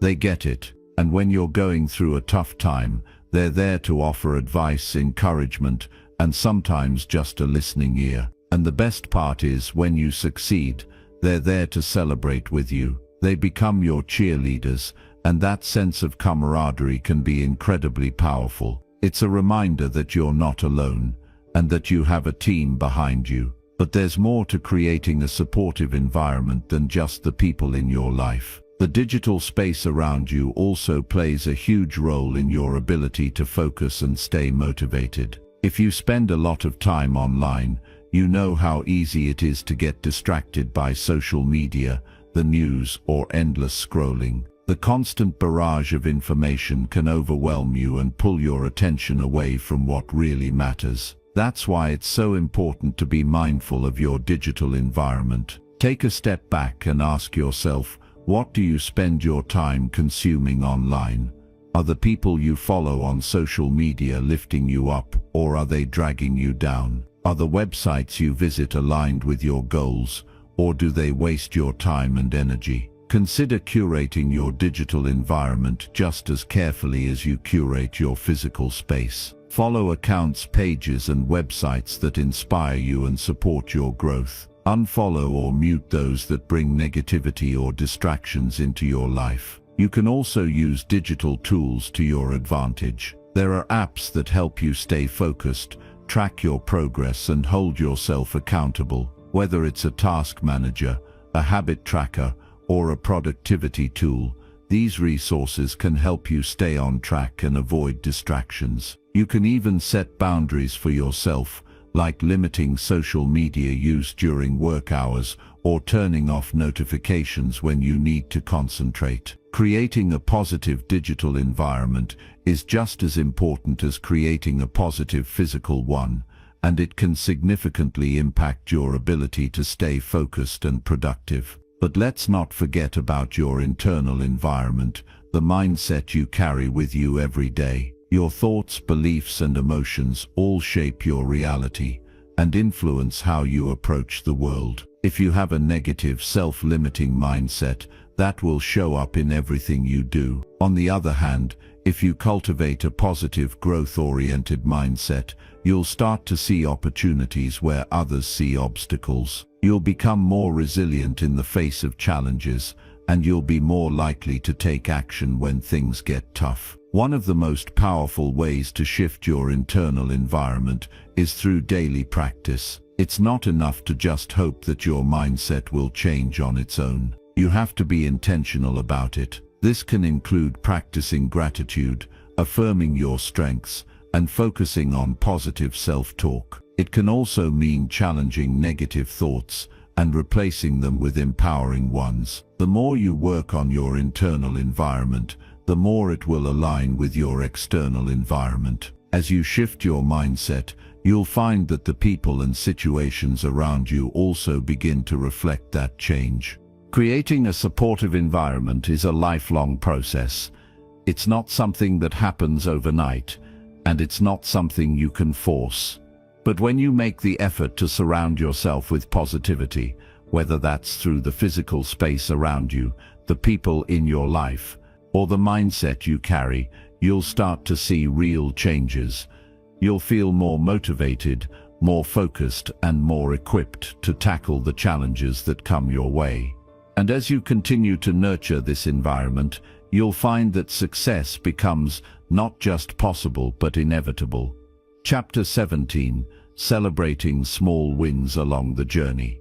When you're on the journey of pursuing your goals and working hard to improve yourself, it's easy to get caught up in the day-to-day grind. We all know that feeling when you're focused, pushing through the tough stuff, and keeping your eyes on the big prize. But what happens when you finally achieve something, or when you make progress? Do you take a moment to really celebrate it, or do you just move on to the next task, thinking about what's still left to do? If you're like most people, you probably don't celebrate nearly enough. Celebrating small wins is something we often overlook, especially in a world that encourages hustle and constant productivity. We get so focused on the end goal, the big accomplishment, that we forget to stop and acknowledge the progress we've made along the way. But here's the truth: those small wins, those moments of progress, are just as important as the big achievements. In fact, they might even be more important. Celebrating them helps you stay motivated, boosts your confidence, and reinforces the behaviors that will ultimately lead to long-term success. It's easy to think that a win has to be huge, something monumental to be worth celebrating, but that's simply not true. Every step you take toward your goal, no matter how small it seems, is a victory. It might be completing a difficult task you've been putting off for days, or sticking to a new habit for a week straight. Maybe you've made progress on a long-term project, or you've finally faced a fear that's been holding you back. These are all wins worth celebrating. The key is to recognize them and give yourself credit for the effort you've put in. One of the biggest reasons people don't celebrate small wins is that they're waiting for the big moment. They're waiting for the day when they can say, "I did it," and everything will magically fall into place. But here's the thing: that big moment doesn't come if you don't first acknowledge the little victories along the way. If you're always chasing that next big achievement without stopping to appreciate the progress you've made, you're not giving yourself the recognition you deserve. Over time, this can lead to burnout, frustration, and a feeling of never quite being satisfied with where you are. Taking time to celebrate doesn't mean throwing a huge party or making a big deal out of every little thing. It can be as simple as acknowledging the effort you've put in, giving yourself a mental high five, or taking a moment to reflect on what you've accomplished.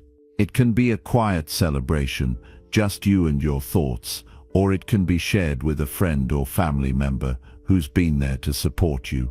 Whatever it looks like, the important thing is that you're giving yourself permission to feel good about the progress you've made. Celebrating small wins also plays a big role in building momentum. When you take time to acknowledge your accomplishments, it creates a positive feedback loop. You start to feel more motivated to keep going, and the act of celebrating reinforces the idea that your hard work is paying off. It's like a little boost of energy that keeps you going, even when the road ahead seems long. When you recognize the progress you've made, it encourages you to keep pushing forward toward your next milestone. Another reason why celebrating small wins is so important is because it helps you stay connected to your why. It's easy to lose sight of your purpose when you're caught up in the daily grind of work and tasks. But when you celebrate, you remind yourself why you're doing what you're doing. You reconnect with your goals and the bigger picture. Celebrating those small moments of success brings you back to the present and helps you stay focused on the bigger journey ahead. The key here is to make celebration a regular part of your routine. It doesn't have to be complicated, and it doesn't have to be time-consuming.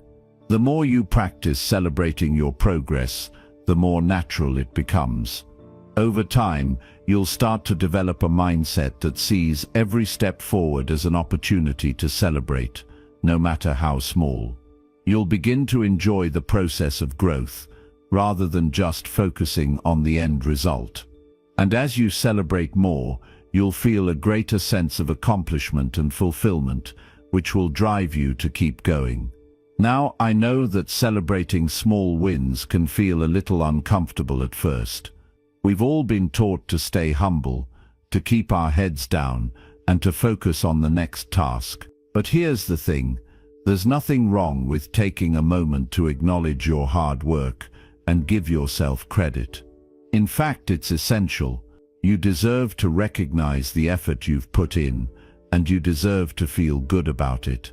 If you don't celebrate your progress, no one else will do it for you. It's up to you to take ownership of your achievements and honor the work you've done. It's also important to understand that celebration doesn't mean perfection. You don't have to wait until everything is perfect to celebrate. In fact, if you wait for perfection, you'll never celebrate anything. Progress is the key, not perfection. When you celebrate the small wins, you're acknowledging the journey you're on, not just the end result. And that's what matters most. It's the effort, the learning, and the growth that make the process worthwhile, not the final destination. Think about it. When you celebrate small wins, you create a positive association with hard work. You begin to look forward to the process rather than dreading the effort. You start to see challenges as opportunities for growth, and you become more resilient in the face of setbacks. The more you celebrate, the more you reinforce the idea that hard work leads to progress, and that progress is worth celebrating. It's also important to remember that celebration isn't just for the big wins. Every small step counts. Maybe you've been working on building a new habit, and you've stuck with it for a few days longer than usual. That's worth celebrating. Maybe you've faced a fear or pushed through a difficult task. That's progress. Maybe you've learned something new or overcome an obstacle that's been standing in your way. That's growth. Every bit of progress is worth celebrating. And when you make a habit of celebrating, you'll see just how much you've accomplished over time. In the end, celebrating small wins is about more than just feeling good in the moment. It's about reinforcing the habits, behaviors, and mindset that will ultimately lead to long-term success. It's about recognizing that the journey is just as important as the destination. And it's about giving yourself the recognition and encouragement you deserve. So take the time to celebrate your wins, big and small. Give yourself credit for the progress you've made and use it as fuel to keep going. Because the more you celebrate, the more you'll realize that every step forward is a victory worth acknowledging. Chapter 18. Adopting a long-term vision. When you're working towards something big, something meaningful, it's easy to get bogged down in the day-to-day tasks and obstacles. You get so focused on what needs to happen right now, the small steps that seem endless, that you can lose sight of the bigger picture. I get it. We've all been there. The struggle feels real. But here's the thing.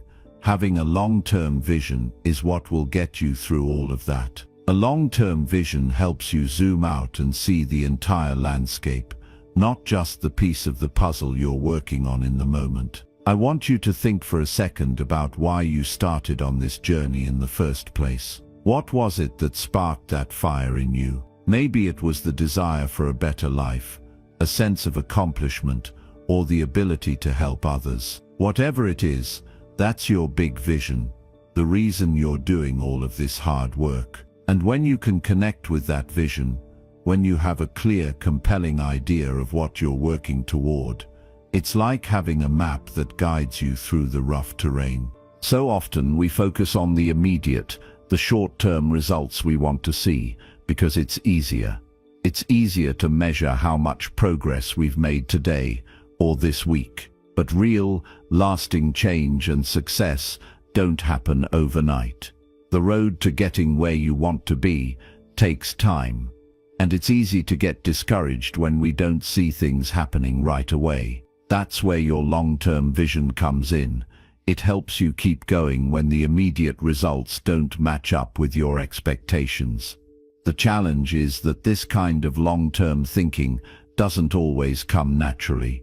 We're conditioned to think in short bursts, to want instant gratification. It's in our nature. But if you can train yourself to see beyond today, beyond this week or this month, you're giving yourself the advantage. You're setting yourself up for success. It's about shifting your mindset from the immediate to the future. What does that look like in practice? It means not getting discouraged when the results aren't instant. It means staying committed to the work even when it feels like nothing is happening. And it means looking at each challenge as just one step in the long road to your bigger goal. Because here's the truth, every single step, no matter how small, is still progress. A long-term vision is more than just a goal. It's a way of thinking. It's about understanding that the hard work you're doing today is building towards something much bigger. And when you have that perspective, it changes how you view your daily tasks. Instead of feeling overwhelmed by the small things, you start to see them as part of the bigger journey. The long-term vision gives you perspective, and that perspective is what helps you push through when things get tough. When you can keep that long-term vision in mind, even the smallest actions take on more meaning.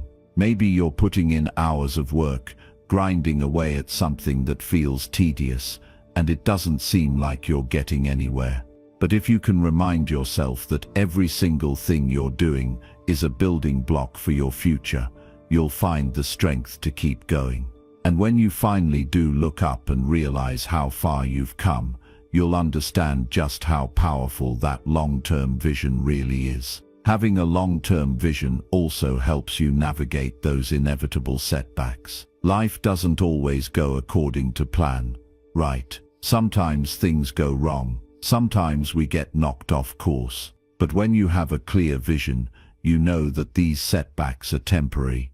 They're just small obstacles that can't derail your entire journey. You know where you're headed, and no matter what happens, you'll keep moving toward that vision. It's like you've already decided that no matter how tough it gets, you're in it for the long haul. But you've got to be intentional about keeping that vision alive in your mind. It's easy to lose sight of it, especially when things get hard or when it feels like you're not making progress. So how do you keep that long-term vision at the forefront of your mind? One way is by constantly reminding yourself of your why. Why did you start this in the first place? What's driving you? Why is it worth it to push through the tough moments? Another way is by breaking your long-term vision into smaller, more manageable pieces. Yes, it's important to have that big goal in mind, but it can sometimes feel overwhelming. Breaking it down into smaller steps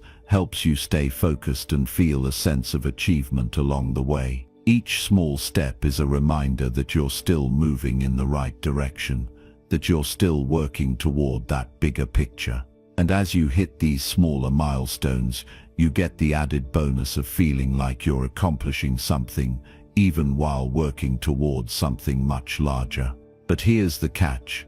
Those small steps need to align with your big vision. It's easy to get sidetracked by distractions, to start chasing shiny objects that seem appealing in the short term. But when you know where you're going, it becomes easier to say no to the things that won't get you there. It's about having the clarity to choose what truly matters and saying no to everything else. When you keep your long-term vision in focus, it helps you make better decisions and prioritize your time and energy in the right ways. Now, let's talk about how a long-term vision can help you with your mindset. When you're working towards something big, it's natural to encounter moments of doubt or frustration. You might ask yourself, am I really making a difference? Is this worth it?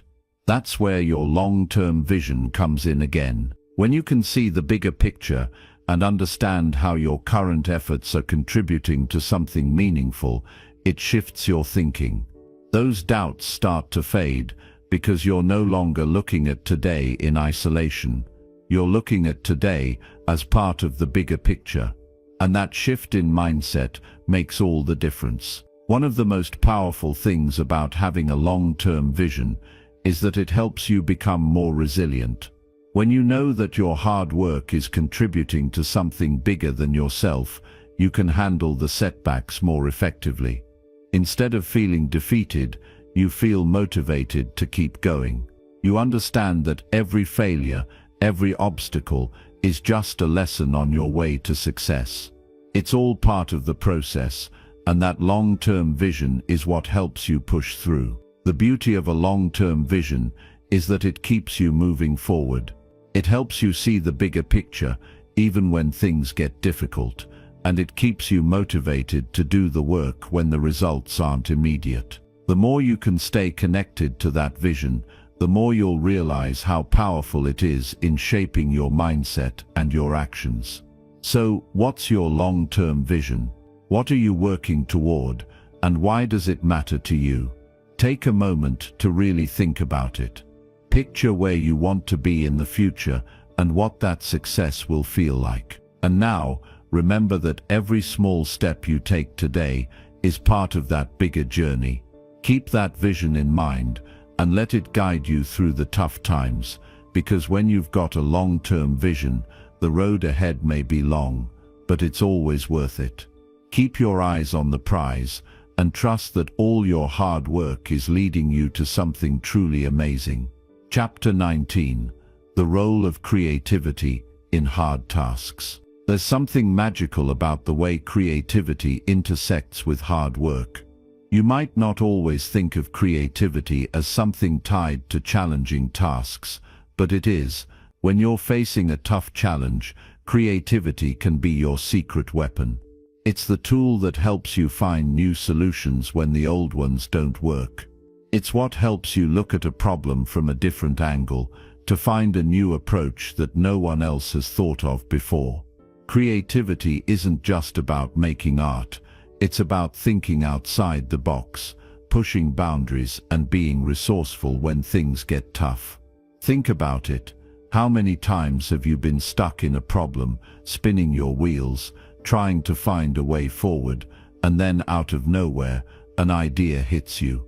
That's creativity in action. It's not always planned or expected. In fact, some of the most creative breakthroughs happen when we're not trying to force them.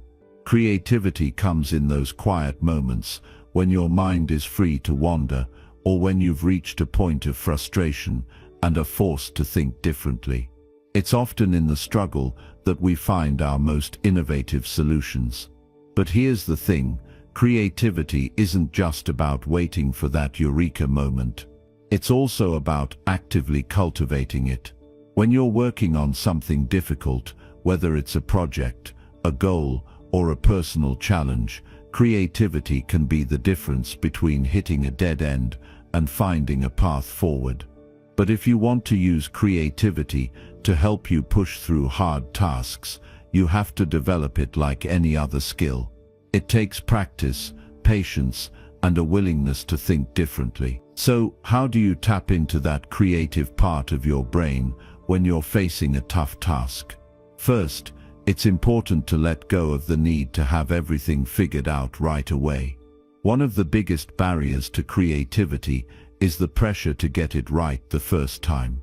If you're trying to force yourself to come up with the perfect solution, it's going to stifle your creative flow.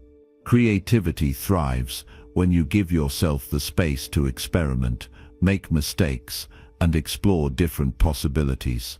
One of the best ways to kickstart creativity is by changing your environment. Sometimes, just shifting your surroundings can open up new ideas. Maybe it's working in a different room, taking a walk outside, or even rearranging your workspace. A change of scenery can help break up the monotony and get your brain thinking in new ways. Even if you're just doing something as simple as stepping away from your desk for a few minutes, it can give you the mental reset you need to come back with fresh ideas. Another way to boost creativity when facing hard tasks is to embrace constraints. It may sound counterintuitive, but setting limits can actually spark creativity. When you give yourself too much freedom, it's easy to get overwhelmed by the endless possibilities. But when you set boundaries, you force your brain to think more creatively within those limits. Whether it's a time constraint, a budget, or a specific goal, these constraints challenge you to think outside the box and come up with creative solutions. They make you work with what you have and figure out the most efficient way to achieve your goal. It's also helpful to approach problems with a mindset of curiosity. Instead of seeing challenges as roadblocks, try to see them as puzzles to solve. Ask yourself questions like, what's the best way to approach this? Or how can I look at this problem differently? Curiosity opens the door to creativity because it shifts your focus from frustration to exploration. When you're genuinely curious about how to solve a problem, you're more likely to come up with creative, innovative ideas that you wouldn't have thought of otherwise. If you're feeling stuck, Try brainstorming without judgment. One of the most powerful ways to unlock creativity is to let your ideas flow without criticizing them. Often we stop ourselves from being creative because we're afraid of coming up with something stupid or imperfect. But creativity thrives when you let go of that fear. Even the wildest ideas can lead to breakthroughs. So allow yourself to come up with a list of ideas, no matter how far-fetched they might seem. You can always refine them later. The goal is to give your brain the freedom to think in new ways, even if it's a little messy at first. Another way creativity can help you tackle hard tasks is by encouraging you to look for patterns and connections. When you're working on something difficult, it's easy to get stuck in a linear way of thinking. But creativity is all about making connections between things that might seem unrelated. Take a step back and try to see the bigger picture. Maybe the solution to your problem lies in an idea you saw earlier or something you heard in a conversation. Often creativity is about recognizing patterns that others might miss and seeing how they fit together. Let's also talk about failure. When you're working on something challenging, failure is inevitable. But failure isn't something to fear. It's actually an important part of the creative process. Some of the best ideas come from trial and error, from figuring out what doesn't work and learning from those experiences. Failure gives you feedback, and with creativity that feedback is essential. Every time you fail, you're one step closer to finding the right solution. So instead of being discouraged by setbacks, use them as opportunities to rethink your approach. Get curious about why things didn't work and how you can pivot in a new direction. Creativity flourishes when you embrace failure as part of the journey. In many ways, creativity and perseverance go hand in hand. When you're tackling hard tasks, creativity helps you stay persistent by showing you new ways to approach problems. It keeps things interesting and keeps you engaged in the process. And the more you engage with creativity, the more it becomes a habit. Over time, you'll find that you approach challenges with a mindset of possibility, always looking for new and innovative ways to move forward. But even when you feel like you've exhausted all of your creative ideas, don't give up. Creativity isn't something that happens all at once. It's a process, and it's one that takes time. Keep pushing yourself to think differently, to experiment with new ideas, and to keep going even when things seem difficult. Eventually, the solutions you're looking for will emerge, often when you least expect it. At the end of the day, creativity is a tool that can make hard tasks feel more manageable. It's what helps you navigate obstacles and find solutions that others might overlook. So the next time you're facing a challenge, remember that creativity is your ally. Embrace it, cultivate it, use it to keep pushing forward. Because when you combine hard work with creativity, there's nothing you can't overcome. Chapter 20. Making hard work a habit for life. Making hard work a habit is one of the most important steps you can take in your personal growth journey. The truth is, doing difficult things doesn't always come naturally. In fact, it's often the hardest part of the process.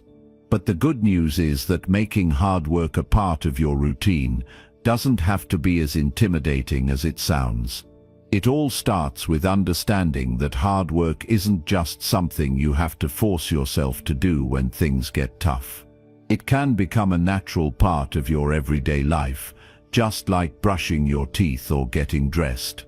The key is consistency, discipline, and the willingness to keep going, even when the results aren't immediately visible. One of the biggest mistakes people make is thinking that they have to be perfect every time they try to push themselves. They think if they don't do things perfectly, then they've failed. But that's not the case at all. The truth is, it's the effort that matters most. The little steps you take each day, no matter how small, are what compound over time and lead to real growth. The magic happens when you commit to doing something hard, day in and day out. It's the consistency, the discipline, the small wins that build up over time that lead you toward your larger goals. At first it might feel like you're not making any progress, but that's part of the process.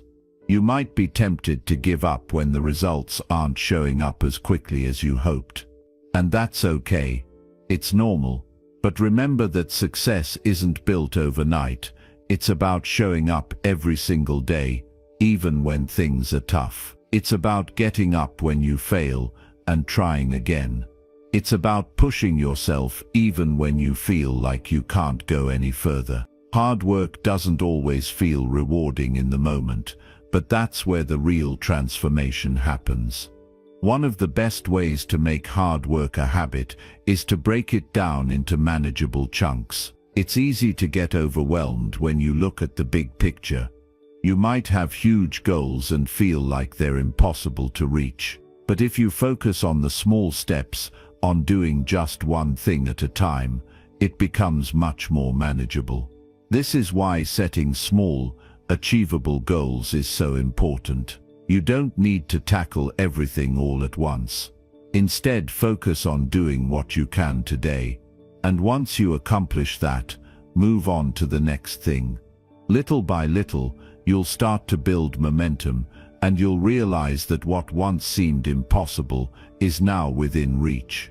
Making hard work a habit also requires setting a routine that supports it. Our brains are wired to seek comfort, so when you leave things up to chance, it's easy to fall back into old patterns of procrastination or avoidance.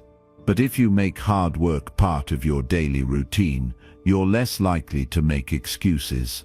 Routine creates structure and consistency, which helps keep you on track when motivation starts to waver. Whether it's setting aside time in the morning to focus on your goals or scheduling regular check-ins with yourself to see where you're at, routine helps create an environment where hard work becomes part of your everyday life.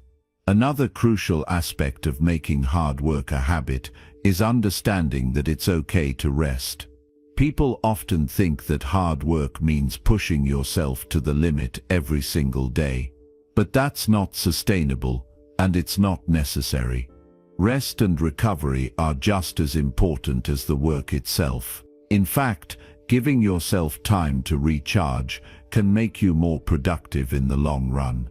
It's about finding a balance between pushing yourself and knowing when to step back and allow yourself to rest. When you're well rested, you're more energized, more focused, and more capable of doing the hard work that lies ahead.